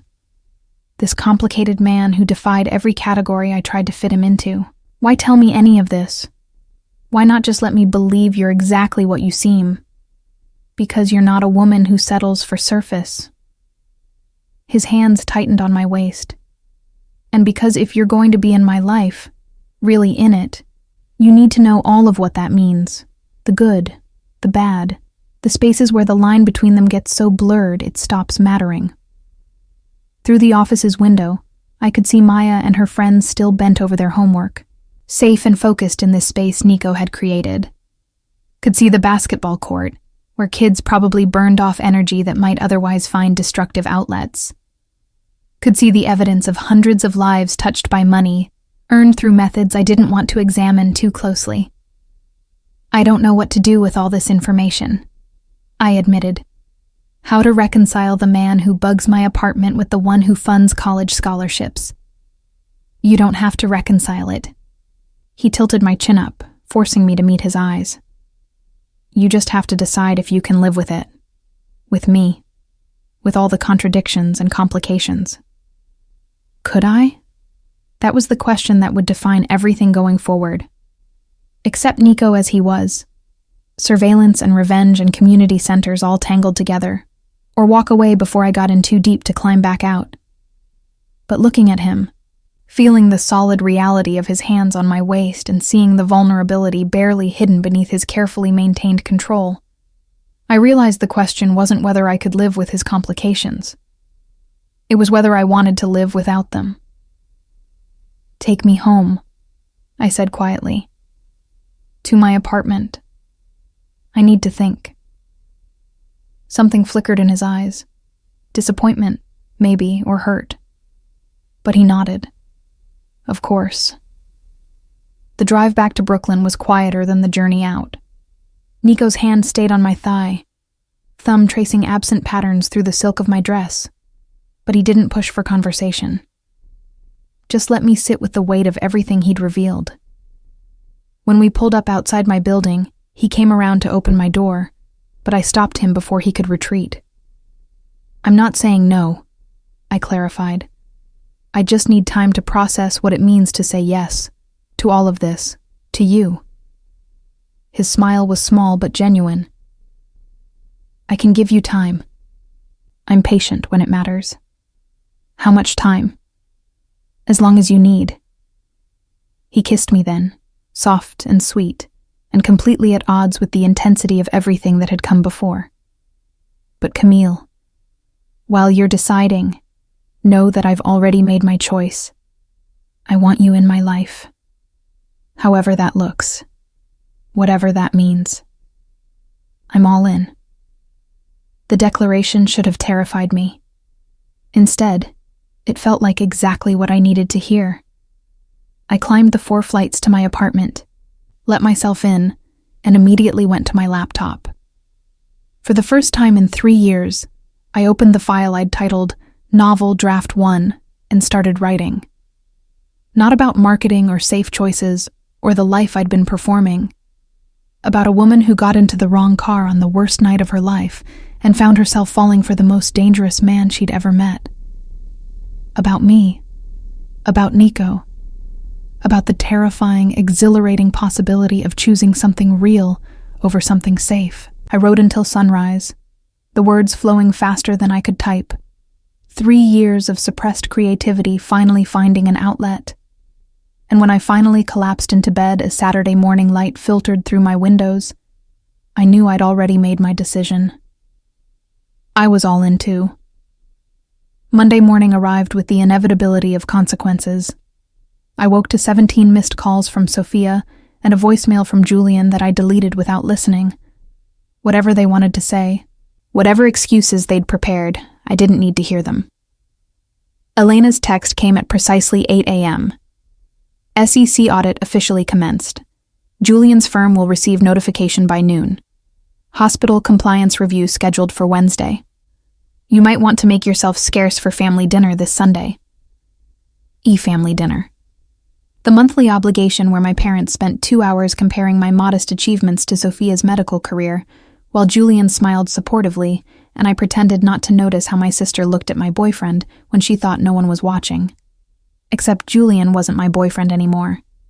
Sophia had proven herself a traitor, and I'd spent the weekend writing 15,000 words about my own life, disguised as fiction, while trying to decide if I was brave enough to dive headfirst into the chaos Nico represented. My phone buzzed again. This time Nico. Dimitri says you left for work without breakfast. There's a bag from Balthazar waiting at your office. Eat something. Don't make me worry. The casual concern in his message made something warm unfold in my chest. Julian had never noticed whether I ate breakfast, had never paid attention to my routines or cared enough to intervene when I fell into unhealthy patterns. But Nico had been watching, learning, caring in the intense, all-consuming way he seemed to approach everything. I arrived at my office to find my coworkers gathered around someone's computer, their voices carrying that particular pitch of shocked gossip. My desk had been positioned far enough from the cluster that I could pretend not to notice, while I settled in with the breakfast Nico had somehow arranged. Still warm croissants, fresh fruit, and coffee prepared exactly how I liked it. Did you see? My cubicle neighbor, Rachel, appeared at my shoulder. About Julian? My fingers tightened on my coffee cup. What about him? SEC investigation. His father's firm is being audited for insider trading. It's all over the financial news sites. She pulled up an article on her phone, thrust it at me. Apparently, someone tipped them off to irregularities. They've frozen all the accounts while they investigate. I scanned the article, recognizing Elena's efficient work in every carefully orchestrated detail. The investigation would find exactly enough evidence to create chaos without actually destroying the firm, just enough to make Julian's life complicated for the foreseeable future. That's terrible, I said, aiming for sympathy and landing somewhere near satisfaction. I thought you two were dating. Rachel's eyes were too curious, her voice too eager for my reaction. We broke up. The words felt good, final. Last week, turns out he was seeing someone else. Oh my God, Camille, I'm so sorry. Rachel's shock seemed genuine, though I caught the spark of excitement at fresh gossip. Who was he seeing? Does it matter? I turned back to my computer, effectively dismissing her. He's not my problem anymore. But she was already heading back to the gossip cluster, no doubt to share this new development. Within an hour, the entire office would know Julian and I had broken up. By lunch, someone would have connected the timing to the SEC investigation. By tomorrow, I'd be the subject of sympathetic looks and whispered speculation. I should have cared. Should have been embarrassed or hurt, or something other than grimly satisfied. Instead, I ate Nico's carefully selected breakfast and dove into work with focus. I hadn't managed in weeks. My phone buzzed around noon. Dimitri is downstairs. You have a lunch appointment. I frowned at the message. I hadn't made any lunch plans. With who? Me. Don't keep me waiting. I grabbed my bag and headed downstairs, finding the familiar black limousine idling at the curb. But when I slid inside, Nico wasn't alone. A man sat beside him. Older, maybe mid-50s, with silver-threaded dark hair and eyes that assessed me with uncomfortable precision. He wore an expensive suit that somehow looked casual on his lean frame, and when he smiled, I caught a glimpse of what Nico might look like in 20 years. Camille. Nico's hand found mine immediately, reassuring. This is Luca, my uncle. He wanted to meet you. Uncle. The word carried weight I didn't fully understand, but Luca's handshake was firm and his smile genuine. The girl who demands murder with her cocktails, Luca said, his accent thicker than Nico's. I've heard stories. All true, I'm afraid. I settled into the seat across from them, hyper-aware of how this felt like an inspection. Though I usually at least learn someone's last name before meeting their family. Nico's mouth quirked. Fair point. Camille Reynolds. Meet Luca Marchesi, my father's brother. The man who taught me everything about running the business. Everything except how to keep his personal life separate from work, Luca added dryly. Bringing a civilian to family lunch, Nico? You're getting soft. Or I'm getting serious. Nico's hand tightened on mine. There's a difference. The weight of what that implied settled over the car's interior. Serious. As in introducing me to family. As in making our whatever this was public to the people who mattered in his world. I can go, I offered quietly. If this is a family thing, you're staying. Nico's tone left no room for argument. Luca wanted to meet you. This is him meeting you. Everything else is just lunch. The restaurant Dimitri drove us to was another hole-in-the-wall place, this one in Red Hook with no signage and windows covered in newspaper. Inside was warm and smelled of garlic and tomatoes, with maybe 6 tables total and a kitchen visible through an open doorway. An old man emerged from the back, his face breaking into a smile when he saw Luca. They embraced, exchanged rapid Italian that I couldn't follow, and then we were being ushered to a corner table where wine was already being poured. So, Luca said once we'd settled, and the old man had disappeared back into his kitchen. Tell me about yourself, Camille. Nico says you're a writer. I work in marketing, I corrected. I write taglines for... She's a novelist, Nico interrupted. Or she will be, once she stops being afraid of her own talent. I shot him a look. I'm a copywriter who sometimes writes fiction. You wrote 15,000 words this weekend, he countered. That's not sometimes. That's serious. How do you know how many words I wrote? Even as I asked, I knew the answer. The laptop in my apartment. The one that was probably being monitored just like everything else. I'm interested in your life. He said it like it was the most natural thing in the world. That includes what you create when you think no one's watching. Luca laughed, the sound rich with amusement. Madonna, you really don't do anything halfway, do you, nephew? Would you? Nico's challenge was directed at his uncle, but his eyes stayed on me. If you found someone who made you want to be involved in every detail of their existence. No, Luca admitted, which is how I know you're serious about this girl. You've never introduced me to anyone before, not in all the years since your father died. The revelation hung in the air between us. I'd assumed Nico had a history, relationships, entanglements, whatever people called the connections formed in his world. But never serious enough to involve family. Food arrived before I could process what that meant. Plates of pasta and roasted vegetables and bread still warm from the oven. We ate while Luca told stories about Nico as a child, about his father, about the family business that had started as a produce distribution network and evolved into something more complicated over generations. "Your father would have liked her," Luca said eventually, nodding toward me. "He always said Nico needed someone who wouldn't be impressed by the power, someone who'd see him first." "She got into my car thinking I might be a serial killer," Nico said. "I'd say that qualifies as unimpressed. Or stupid," I added. "Haven't decided which yet." Luca's laugh was approving. "She's got fire." "Good. You need someone who won't let you get away with your controlling nonsense." He turned to me. "Has he explained the rules yet? The ones where he gets to dictate your schedule and monitor your location and generally treat you like another business to manage?" "He explained them," I confirmed. "I negotiated some conditions of my own." "Did you now?" Luca looked genuinely interested. "What conditions?" "Honesty about what this is. No pretending he wants something different than what he's showing me. No disappearing when things get complicated." I met Nico's eyes across the table. "And no making me smaller to fit into his world. If I'm in as myself, not some edited version he finds more convenient." The silence that followed felt charged. Then Luca was laughing again, shaking his head with what looked like genuine admiration. "You found a fighter, nephew. Someone who understands the game well enough to make her own rules."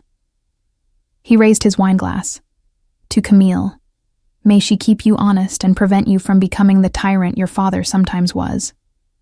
We toasted to that, and something shifted in the atmosphere. From inspection to acceptance. Luca asked about my family, my work, my plans for the novel I was apparently writing, whether I admitted it or not. Nico stayed quiet for most of it, just watching me with those smoke-gray eyes, while his uncle essentially conducted an interview disguised as friendly conversation. By the time lunch ended and we were back in the limousine, I felt wrung out but oddly exhilarated, like I'd passed some test I hadn't known I was taking. "He liked you," Nico said once we were alone. "Luca doesn't like anyone." "He was interviewing me for the position of your girlfriend," I countered, making sure I wasn't going to be a liability. "Partner." Nico's correction was immediate. "Not girlfriend. That word suggests something temporary, something that can be easily ended when it stops being convenient. And what word would you use instead?" He pulled me closer, until I was sitting beside him rather than across. His arm settled around my shoulders with possessive certainty. "Mine. That's the only word that matters." I should have argued, should have pointed out that possessive declarations weren't exactly healthy relationship foundations. But his lips were on my neck, his hand sliding beneath my jacket with intent, and rational thought became considerably harder to maintain. "Nico." My protest sounded breathless even to my own ears. "Dimitri." Can't see through the privacy screen, and wouldn't comment even if he could. His mouth found that spot below my ear that made me shiver. "Say yes, Camille. Stop overthinking this." "Yes to what?" I managed, even as my hands fisted in his shirt to pull him closer. "To being mine. To letting me take care of you. To accepting that what we have is already bigger than either of us tried to make it." He pulled back just enough to meet my eyes. "To moving into my apartment and letting me show you what your life could look like if you stopped being so terrified of wanting things." The world stopped. "You want me to move in with you? I want you in my space every day. I want to wake up next to you and fall asleep knowing you're safe. I want to stop pretending this is casual when we both know it stopped being casual the moment you climbed into my car." His hand cupped my face. "Say yes. That's insane. We've known each other less than a week. A week where I've learned more about you than most people discover in years. A week where you've let me see parts of yourself you keep hidden from everyone else. A week where we've both been pretending this is something it's not." His thumb brushed across my lower lip. "Stop being sensible, Camille. Be brave instead." I thought about my apartment, the empty space where Julian's things had been, the silence that had felt like freedom, but was starting to feel like loneliness, the stack of bills on my counter and the knowledge that my lease was up for renewal in 2 months, and I couldn't really afford the rent increase the landlord was promising. I thought about Nico's office with its floor-to-ceiling windows and comfortable furniture worn soft with use. About waking up to someone who noticed when I skipped meals and cared enough to send breakfast. About being protected and wanted and seen in a way I'd never experienced. "This is crazy," I whispered, already knowing what my answer would be. "The best things usually are." He smiled against my mouth. "Is that a yes?" "That's a yes on a trial basis. 1 month. If it doesn't work, it'll work." His kiss was triumphant, possessive, a claiming that tasted like wine and certainty. "I'll make sure of it." Dimitri drove us not back to my office, but to Nico's building, a converted warehouse in Tribeca, with security that made Fort Knox look accessible. The elevator required both a key card and a fingerprint scan, rising smoothly to the top floor where Nico's apartment occupied the entire level. The space was exactly what I'd expected. Minimalist but comfortable, with industrial touches and modern furniture and those same floor-to-ceiling windows that seemed to be his signature. But it was the second bedroom that made me stop breathing. He'd converted it into an office. Not for himself.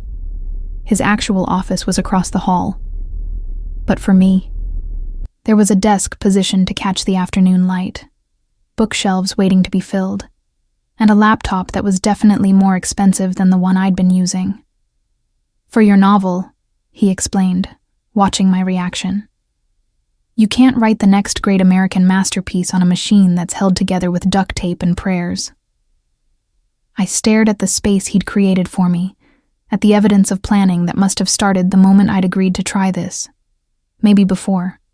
"You built me a writing room. I built you a space to be brilliant." He moved up behind me, arms circling my waist. "To prove to yourself that you're capable of more than taglines for products you can't afford. To become the version of yourself you're too afraid to let exist." Tears burned behind my eyes, not from sadness, but from being seen. Really, truly seen. Not as sweet, sensible Camille who made everyone comfortable. Not as the disappointment daughter or the convenient girlfriend. But as someone with potential and talent, and the capacity to become extraordinary if someone just believed hard enough. "Thank you," I whispered, leaning back against his solid warmth. "Don't thank me yet." His lips found my shoulder. "I'm going to push you, make you uncomfortable. Refuse to accept excuses when you try to hide behind fear." His arms tightened. "But I'm also going to catch you when you fall, celebrate when you succeed, and remind you every single day that you're capable of absolutely anything." I turned in his arms, kissing him with everything I couldn't say. Gratitude and terror and desperate hope all tangled together. He responded with equal intensity, walking me backward toward his bedroom with clear intent. "Nico." I broke the kiss, breathless. "I have to go back to work." "No, you don't." His smile was wicked. "I called your boss while you were admiring your new office. Told him you'd be taking the rest of the week off. Personal emergency." "You can't just—" "I can. I did. And you're going to spend the next 4 days moving into this apartment, writing your novel and letting me prove that saying yes to me was the smartest decision you've ever made." He was overwhelming. Overwhelming and controlling, and entirely too certain of exactly what I needed even when I didn't know myself. But he was also right. So I let him pull me into his bedroom, into his bed, into the terrifying free fall of accepting that my life was changing in ways I couldn't control and maybe didn't want to. And somewhere between sunset and midnight, tangled in sheets that cost more than my monthly salary and wrapped in arms that felt like the safest place I'd ever been, I realized I was already completely, irrevocably his. The only question now was what came next. 4 days became a week. A week became 2. By the time I surfaced from what I was calling the adjustment period, my entire life had been reorganized around Nico's gravitational pull. My apartment in Brooklyn stood empty, lease terminated 3 months early with a payment Nico had made without asking permission. My belongings, what few were worth keeping, had been integrated into his space with such efficiency that I sometimes forgot they hadn't always been there. The writing room he'd built became my sanctuary, where I spent mornings working on the novel that was pouring out of me with frightening intensity. The afternoons belonged to Nico's world, lunches with people whose last names I recognized from newspaper headlines, dinners at restaurants where reservations were made months in advance, but somehow always available when we arrived. Charity galas and business functions where I learned to smile and nod and say absolutely nothing of substance, while Nico's hand remained possessively at my waist. I was being trained. I recognized it even as it happened, taught the rules of his world, the appropriate responses, the careful dance of appearing engaged while revealing nothing. Elena became my unexpected guide, coaching me through the social minefields with the same efficiency she'd applied to destroying Julian's career. Speaking of Julian, the SEC investigation had uncovered exactly what Elena had planted. His father's firm was hemorrhaging clients. His own position had been restructured into something considerably less prestigious, and the last I'd heard, he and Sophia had broken up. Apparently, betraying your girlfriend's sister wasn't quite as appealing when your bank account was frozen and your future looked bleak. I should have felt vindicated, should have savored the karma. Instead, I felt mostly nothing, as though that life, those people, existed in a different timeline that had nothing to do with who I was becoming. My parents had called exactly once, after Sophia tearfully confessed to their monthly family dinner about the terrible misunderstanding regarding Julian. I'd let it go to voicemail, then blocked their number after listening to my mother's message suggesting I should be more understanding of my sister's moment of weakness. Nico, standing in the doorway of my writing room when he heard me crying afterward, had taken the phone from my hands and said simply, "You don't need them. You have me now." And terrifyingly, it was true. I was halfway through my novel when reality intruded in the form of Elena appearing at Nico's apartment unannounced on a Tuesday morning. She'd never come to the residence before. We always met at her office or at restaurants, which meant this was serious. "We have a situation," she announced, setting her laptop on the kitchen island where I'd been attempting to eat breakfast while Nico read something on his tablet. "Viktor Kamenev is making moves." I'd learned enough about Nico's world to recognize that name. Viktor Kamenev ran the Russian operations in Brighton Beach. His territory and Nico's had coexisted in careful detente for years, each staying out of the other's business, through mutual understanding that war would be more expensive than peace. What kind of moves? Nico's voice had gone cold in the way I'd learned meant he was calculating angles, running scenarios, preparing for conflict. Elena turned her laptop so we could both see. Photographs filled the screen. Me, leaving Bergdorf's with shopping bags. Me, having lunch with Luca. Me, entering and exiting Nico's building at various times over the past 2 weeks. "He's had you under surveillance," Elena explained, looking at me. "For at least 10 days. Maybe longer. These were delivered to my office this morning with a note." She pulled up an email. "The girl is pretty. Would be a shame if something happened to her. Perhaps Marchese should reconsider his position on the waterfront development." V. The waterfront development.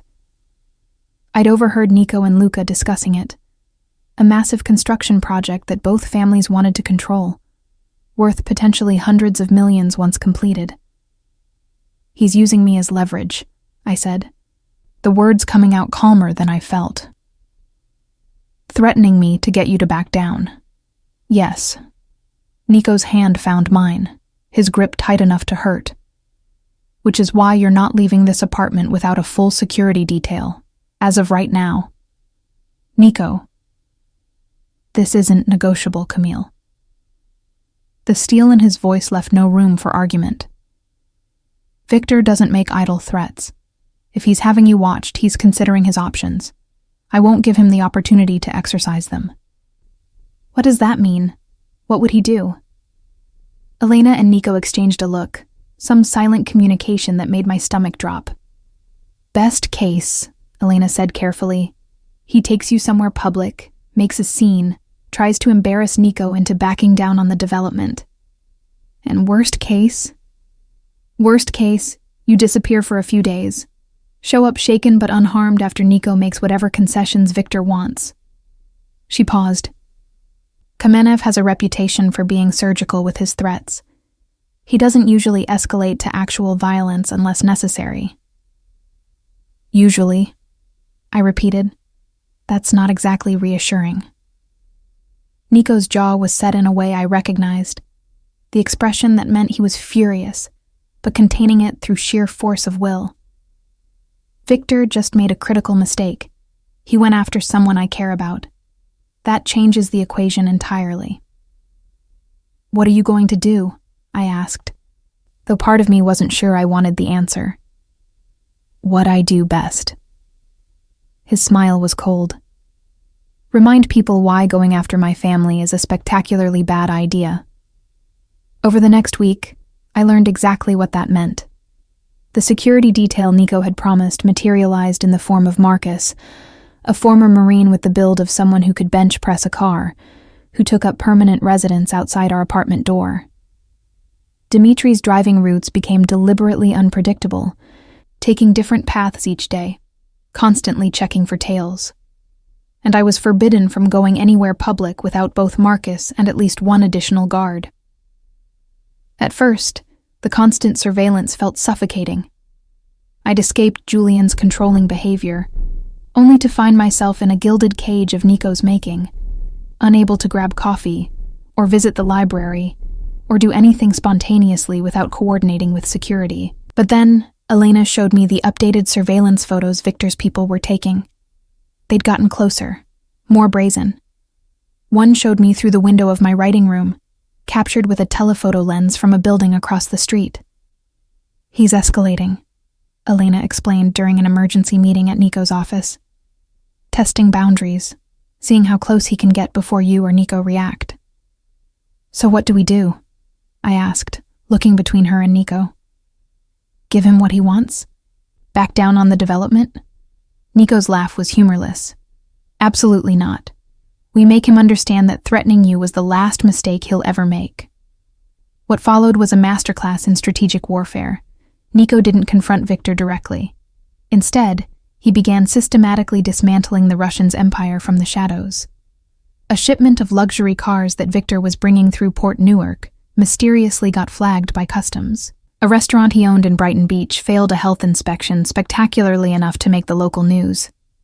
3 of his largest clients suddenly decided to take their business elsewhere. Each move was carefully calibrated, damaging enough to hurt, but not enough to trigger open war. Death by 1,000 cuts instead of one fatal blow. You're sending a message, I observed one night, watching Nico work from his home office while I tried to focus on my novel. Showing him you can touch his business without ever being directly connected. I'm reminding him that escalation works both ways. His eyes met mine across the room. He wants to threaten what's mine. He can watch what's his crumble and know that every loss is because he made the catastrophically stupid decision to involve you. The possessiveness should have bothered me. Should have triggered every feminist instinct I possessed about not being property to be protected or prizes to be won. But watching Nico dismantle Victor's empire to keep me safe, I felt something else entirely. Not helplessness or obligation, but power. The kind of power that came from being valued enough that entire criminal enterprises shifted around my safety. It was intoxicating and terrifying in equal measure. 2 weeks into the Shadow War, Victor requested a meeting, neutral ground. Just him and Nico. No weapons. No backup. It's a trap, Luca warned during the planning session. He's going to try something. Of course he is. Nico's smile was predatory, which is why Camille is coming with me. The room went silent. Elena, Luca, and even Marcus stared at Nico like he'd lost his mind. You want to bring her to a meeting with the man who's been threatening her? Luca's voice rose with each word. Have you completely lost your senses? I want Victor to see exactly why threatening her was a mistake. Nico's hand found mine, his grip reassuring despite the insanity of what he was proposing. I want him to look at her and understand that she's not some weakness he can exploit. She's the reason I'll burn his entire operation to ash if he ever looks in her direction again. This is insane, Elena protested. If something goes wrong, nothing will go wrong.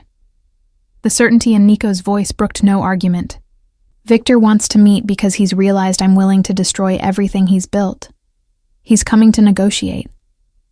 And he's going to do it while looking at exactly why he's losing. I should have objected.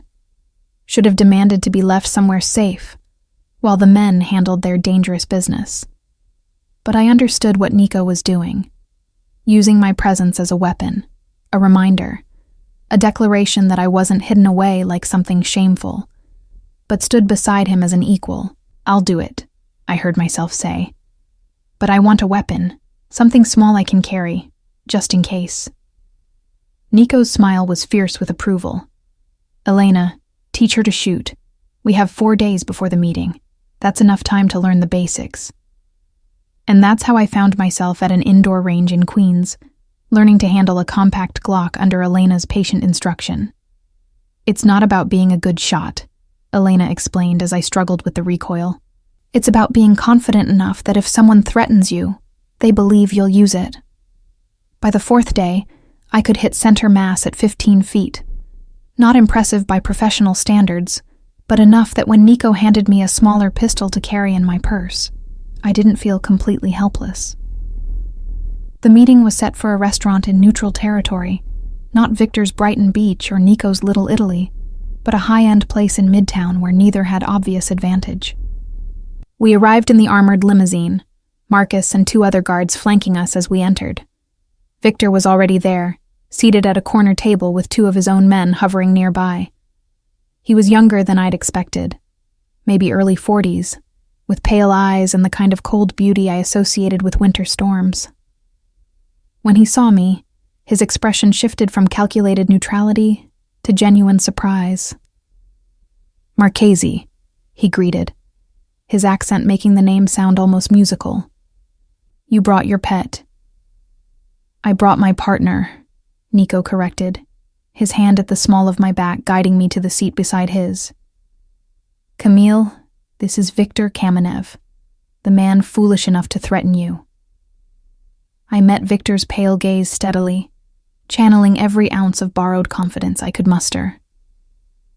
Mr. Kamenev, I've seen your photographs. Your photographer needs better lenses. Some of them were quite grainy. Something flickered in his eyes. Respect, maybe, or amusement. You have fire. I see why Marchese is willing to burn my business to keep you safe. My business burns because you made a strategic error, Nico interjected smoothly. You confused caring for someone with weakness. Natural mistake for a man who's never valued anything beyond profit margins. Victor's smile was thin. I value many things. Respect, for instance, territory. The understanding that certain developments belong to certain families. The waterfront project is open bidding. Nico's voice remained pleasant, but his eyes were hard. Your claiming exclusive rights doesn't make it true. Perhaps we could find an arrangement. Victor sipped his vodka. A partnership, split the development, divide the profits, both families benefit. After you threatened my partner, why would I trust you enough for partnership? Because I'm withdrawing the threat. Victor's gaze flicked to me. Your point is made, Marchese. The girl is protected. I will ensure my people understand she is untouchable. Not good enough. Nico leaned back, his posture relaxed despite the tension crackling through the air. You don't get to threaten what's mine and walk away with a handshake and profit sharing. There are consequences. What consequences did you have in mind? You withdraw from the waterfront development entirely, publicly acknowledge that you have no interest in pursuing it, and you ensure, personally ensure that no one in your organization ever so much as looks at Camille Reynolds again." Victor's expression hardened. "That's not negotiation. That's capitulation. That's the price of your mistake." Nico's smile was cold. "Or I can continue dismantling your operations piece by piece until you have nothing left but debts and enemies. Your choice." The silence stretched. Victor's men shifted uncomfortably. Marcus's hand had moved to his jacket, not drawing his weapon, but ready to if needed. Finally, Victor nodded once. "You've made your point. I withdraw from the waterfront, and the girl is protected. You have my word." "Your word isn't worth much given recent events," Nico countered. "But Elena will draft an agreement, something binding, something that ensures if you ever break this understanding, you lose considerably more than one development project." "Fine." Victor stood, his guards immediately moving to flank him. "But remember, Marchese, today you made an enemy who knows your weakness. That knowledge doesn't disappear with agreements and contracts." "You're wrong about one thing," Nico said, standing as well, pulling me up beside him. "Camille isn't my weakness. She's the reason I'm more dangerous than I've ever been. Because now I have something worth protecting. Something worth burning the entire city for if necessary." The declaration hung in the air between them. Not quite a threat, but close enough. Victor's laugh was genuine. "Then God help anyone who crosses you, Marchese. You've become your father after all." After he left, Nico pulled me close, his forehead resting against mine. "You were perfect. Calm, confident. Everything I knew you'd be." "I was terrified," I admitted. "My hands are still shaking." "Brave isn't not being afraid." His lips found my temple. "It's being afraid and doing it anyway. You understand that now, don't you? What you're capable of when you stop letting fear make your decisions?" I did. Standing in that restaurant, facing down a man who'd threatened me, who could have destroyed me with a word, I'd found something I didn't know existed. A core of steel beneath the sweetness. A capacity for courage I'd never been forced to access. "Take me home," I said. "I want to write about this while it's fresh, because that's what I was doing now. Turning my life into art. Processing the chaos of Nico's world through fiction that felt more real than anything I'd created in years of playing it safe." He smiled, understanding exactly what I meant. "Your novel?" "Our story. Disguised enough that no one will recognize the truth. But real enough that it matters." We left the restaurant hand in hand, Marcus and the other guards forming a protective perimeter as we made our way to the waiting limousine. And that night, as I wrote by the glow of my desk lamp while Nico worked in his office across the hall, I realized I'd finally found what I'd been searching for without knowing it. Not safety, not comfort, not the life I'd thought I wanted, but purpose, partnership, the courage to become someone extraordinary by choosing someone who refused to let me settle for ordinary. The web had closed around me completely. Nico's world, his protection, his all-consuming attention, and I'd never felt more free. I was 3 months into living with Nico, and 40,000 words into my novel when the call came that would change everything. It was a Wednesday afternoon. I was in my writing room, struggling with a particularly difficult chapter, when my phone rang with a number I didn't recognize. I almost let it go to voicemail. Nico's security protocols discouraged answering unknown calls, but something made me pick up. "Camille Reynolds?" The voice was female, professional, vaguely familiar. "Yes, who is this?" "Detective Sarah Chen. We met briefly at a charity event last month. I was hoping we could talk." I remembered her, mid-30s, sharp eyes, too interested in my connection to Nico for someone who claimed to be there for the fundraiser. I'd mentioned the encounter to Nico, who'd nodded grimly and said simply, "Organized Crime Task Force. They've been circling for months. I don't think I have anything to say to you, Detective." Not even about Julian Blackwood? Her voice sharpened. Your ex-boyfriend who's currently cooperating with our investigation into financial crimes connected to the Marchese family? My blood went cold. Julian, cooperating with the police. I really don't. He claims the SEC investigation was orchestrated by Nico Marchese as revenge for your breakup. Claims he can provide evidence of fraud, extortion, and racketeering if we're willing to make certain charges disappear. She paused. I thought you might want to know before we move forward with his cooperation. The implications crashed over me.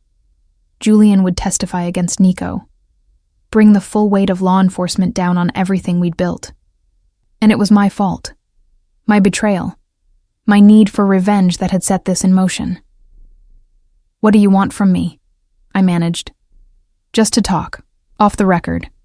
Help us understand the Marchese operation so we can separate the legitimate businesses from the criminal enterprises.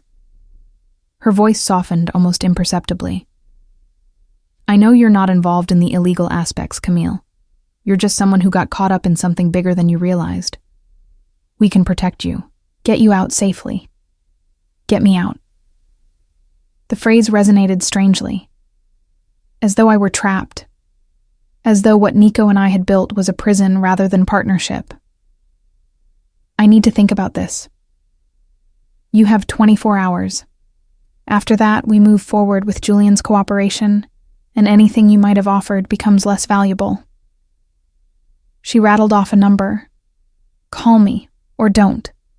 But remember, once we start building the case, anyone connected to Marchese becomes part of the investigation, including you. The line went dead. I sat frozen in my writing chair, the threat crystallizing. Cooperate or become collateral damage? Help them destroy Nico or watch him go down while I got pulled into the wreckage.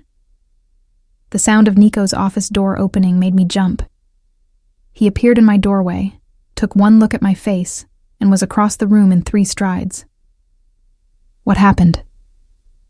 His hands cupped my face, forcing me to meet his eyes. Camille, talk to me. I told him everything, the call, Julian's cooperation, Detective Chen's ultimatum. Watched his expression shift from concern to cold fury as he processed what it meant. They're using you, he said finally, trying to leverage your connection to me to build their case. Classic pressure tactic. What if Julian actually has evidence? What if they can build a case? Then we deal with it. His voice held absolute certainty. Julian knows nothing about the actual operations. He saw surface-level finances, the kind of irregularities that exist in half the businesses in this city. Without hard evidence linking me directly to criminal activity, all he has is speculation. But the SEC investigation was real, Nico admitted. Julian's firm was engaged in questionable practices. We just made sure the right people were looking at the right documents. That doesn't make his testimony credible about me. He moved to his phone, dialed a number I didn't recognize. Luca, we have a problem. Julian Blackwood is cooperating with the Organized Crime Task Force. Needs to be handled. Today. My heart stopped. Nico. What does handled mean? He covered the phone. Means Luca makes sure Julian understands the consequences of testifying. Nothing violent. Just ensuring he knows that cooperation costs more than immunity is worth. The casual way he arranged what was essentially witness intimidation should have horrified me. Should have been the wake-up call that reminded me exactly what I'd gotten involved in. But all I felt was relief that Nico was handling it. That I didn't have to face Detective Chen's ultimatum alone. That someone with actual power was standing between me and the consequences of my own choices. I'm sorry, I whispered. This is my fault. If I hadn't asked you to go after Julian, this is not your fault. His voice was firm. Julian made himself a target the moment he betrayed you. What happens now is on him. The next 24 hours were a masterclass in damage control. Luca met with Julian. Exactly what was said, I never learned. But when Elena checked in the following morning, Julian had suddenly decided cooperation wasn't worth the risk. The detective's promised immunity wasn't enough to outweigh what Luca had presumably explained would happen to him if he testified. Detective Chen called exactly 24 hours after her first message. "Your boyfriend's family got to Julian," she said without preamble. "Whatever they threatened him with, he's refusing to cooperate now." "I don't know what you're talking about." "Sure you don't." Her voice dripped skepticism. "Let me be clear, Ms. Reynolds. This investigation isn't going away. We will build a case against the Marchese organization, and when we do, anyone associated with them gets caught in the net. That includes you. Then I guess I'll need a good lawyer." "You're smarter than this, Camille. I've read your background. Good family, college educated, worked legitimate jobs until you met Nico Marchese. You don't belong in his world." Maybe she was right. Maybe the old Camille, the one who wrote taglines and dated investment bankers and made responsible choices, didn't belong in Nico's world. But that Camille had died the night I climbed into the wrong limousine. The woman I'd become belonged exactly where she was. "Goodbye, Detective Chen." I hung up, blocked the number, and deleted any evidence of the conversation. Then I walked into Nico's office and told him exactly what had transpired. "You could have cooperated," he said carefully. "I would have understood, protected you from the fallout. I don't want protection from you." I moved around his desk, straddled his lap in the executive chair, forced him to look at me. "I want protection with you. There's a difference." His hands settled on my hips, his expression intense. "You understand what you're choosing? There's no going back from this. Once you've actively refused to cooperate with law enforcement, you're complicit. Anything that happens, you're part of it." "I've been part of it since the moment I asked you to destroy Julian's life." I kissed him softly. "I'm not naive anymore, Nico. I know what you are, what we are, and I choose it anyway." Something shifted in his eyes, not just desire but something deeper. The kind of trust that came from someone seeing all your darkest pieces and deciding they fit perfectly with their own shadows. "I love you," he said. The words stark and honest. "I've been trying not to say it, trying to give you space to leave if you wanted to. But I love you, Camille. Everything about you. The sweetness everyone takes advantage of, the fire you keep hidden, the courage you didn't know you had. All of it."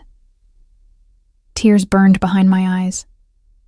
"I love you too, even though you're controlling and possessive and completely disregard normal relationship boundaries." "Especially because of that," he corrected with a smile. "You love that I see exactly who you can be and refuse to let you hide from it." He was right. I did love that. Loved being pushed and challenged and held to standards I'd never held myself to. Loved the version of myself that had emerged in his orbit. Braver, fiercer, more authentically me than 24 years of playing it safe had ever produced. "Marry me," he said suddenly. "Not because of the investigation or because it would protect you legally. Marry me because I want you to be mine in every way that matters. Because when I build my legacy, I want you beside me. Because I can't imagine my future without you in it." The proposal was so perfectly Nico, direct, possessive, completely unconcerned with romance or tradition. Just raw honesty about what he wanted, and the assumption that I'd want it too. "Yes," I said, the word both surrender and victory. "But I have conditions." His laugh was rich with affection. "Of course you do. I finish my novel. You don't read it until it's published, no matter how much you want to surveil my documents." I held up a finger for each demand. "I keep writing. It's not a hobby or something I do when you're busy. It's my career, same as your business is yours." "Agreed." "And I want a courthouse wedding. No big event, no society photographers, just us and whoever matters most." "Luca and Elena," he said immediately. "No one else necessary. We were married the following week."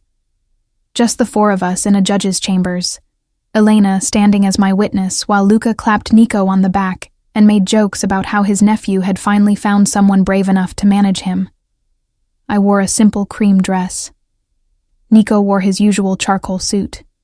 We exchanged plain platinum bands and promises that felt more binding than any vows about sickness and health. "You're mine now," Nico murmured against my mouth after the judge pronounced us married. "Legally, officially, in every way that matters." "And you're mine," I countered, "which means no more keeping secrets, no more surveillance I don't know about. We're partners now. Actually partners." His smile was slow and approving. "I can work with those terms." The next 6 months transformed everything. My novel was finished, polished, and sent to agents who actually responded with interest instead of form rejections. Turned out having a last name like Marchesi opened doors. People wanted to read what the wife of a powerful man had written, curiosity overcoming their usual jaded disinterest. The book sold at auction. Not for millions, but enough that I could legitimately call myself an author, rather than someone who wrote sometimes. The publisher wanted to market it as fiction, which was fine. I'd changed enough details that no one would recognize the truth unless they lived it. But readers seemed to sense the authenticity underneath. The reviews praised the unflinching look at power dynamics and the protagonist's journey from naivete to self-possession. I'd written about us, about me, about the transformation that happened when you stopped being careful and started being brave. Nico read it the day it published, cover to cover, while I paced the apartment nervously waiting for his reaction. When he finally set it down, his expression was unreadable. "You made me the villain in the first half," he observed. "You were the villain in the first half, surveilling me, orchestrating revenge, taking over my life. And the second half? You became the hero, the man who saw me clearly enough to know what I needed before I did, the partner who pushed me to become extraordinary." I sat beside him on the couch. "Both are true. You're both people. And you?" His arm came around my shoulders. "Who did you become in this story?" "Someone brave enough to choose the dangerous path because it led somewhere worth reaching." I rested my head against his shoulder. "Someone who learned that safety isn't the same as happiness." 6 months after the wedding, on a perfect October evening almost exactly 2 years after I'd climbed into his limousine, I told Nico I was pregnant. We were at Rosa's restaurant, our place, where we'd celebrated every major milestone. He went completely still, his hand frozen halfway to his wine glass. "Pregnant?" he repeated. "You're sure?" "Very sure. About 8 weeks." I watched his face, trying to gauge his reaction. We'd never discussed children, never planned for this possibility even though we'd been spectacularly careless about prevention. He stood abruptly, came around the table, and pulled me to my feet. Then he was kissing me, deep and thorough, and tasting like joy and terror mixed together.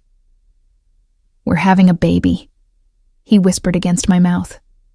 "Our baby." "Are you happy?" I had to ask, needed to hear it. "Terrified," he admitted, completely unprepared, and happier than I've ever been in my entire life.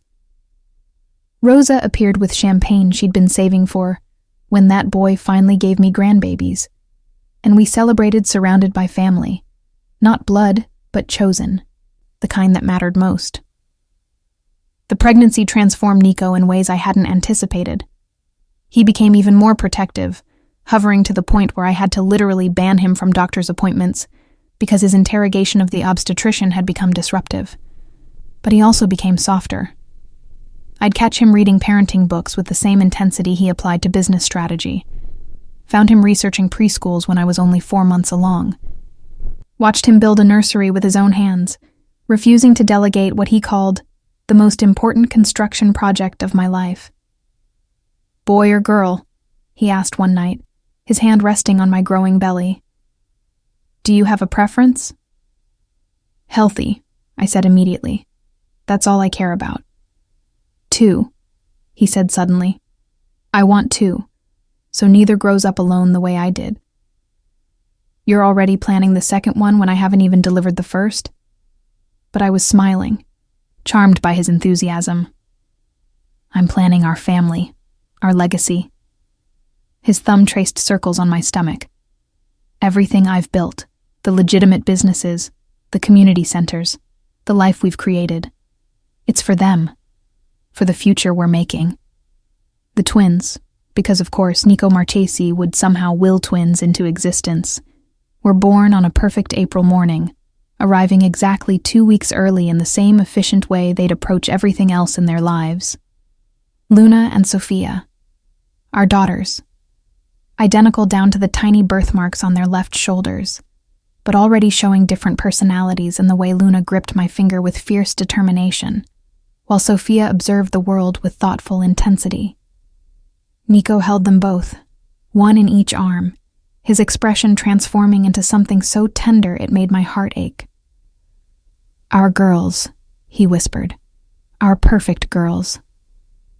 They're going to be so spoiled, I predicted, already seeing the future where these daughters had their father wrapped completely around their tiny fingers. Absolutely. He kissed first Luna's head, then Sophia's. They're going to have everything. Every opportunity. Every advantage. Everything I didn't have.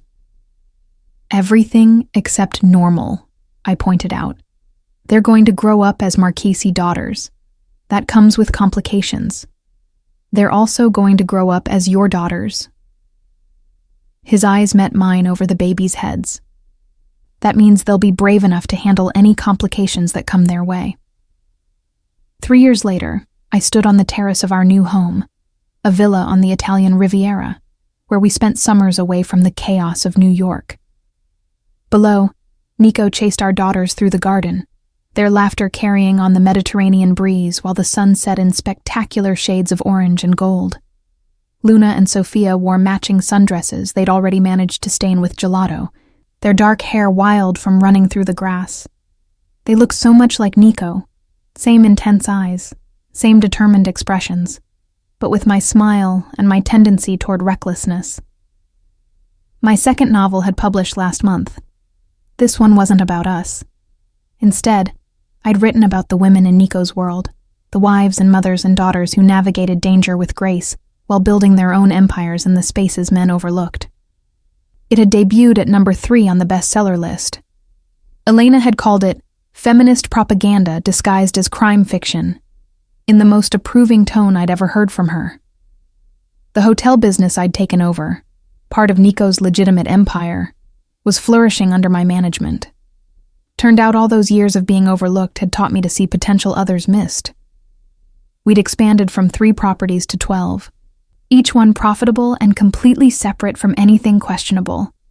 I'd built my own legacy, on my terms, alongside the man who'd refused to let me settle for mediocrity.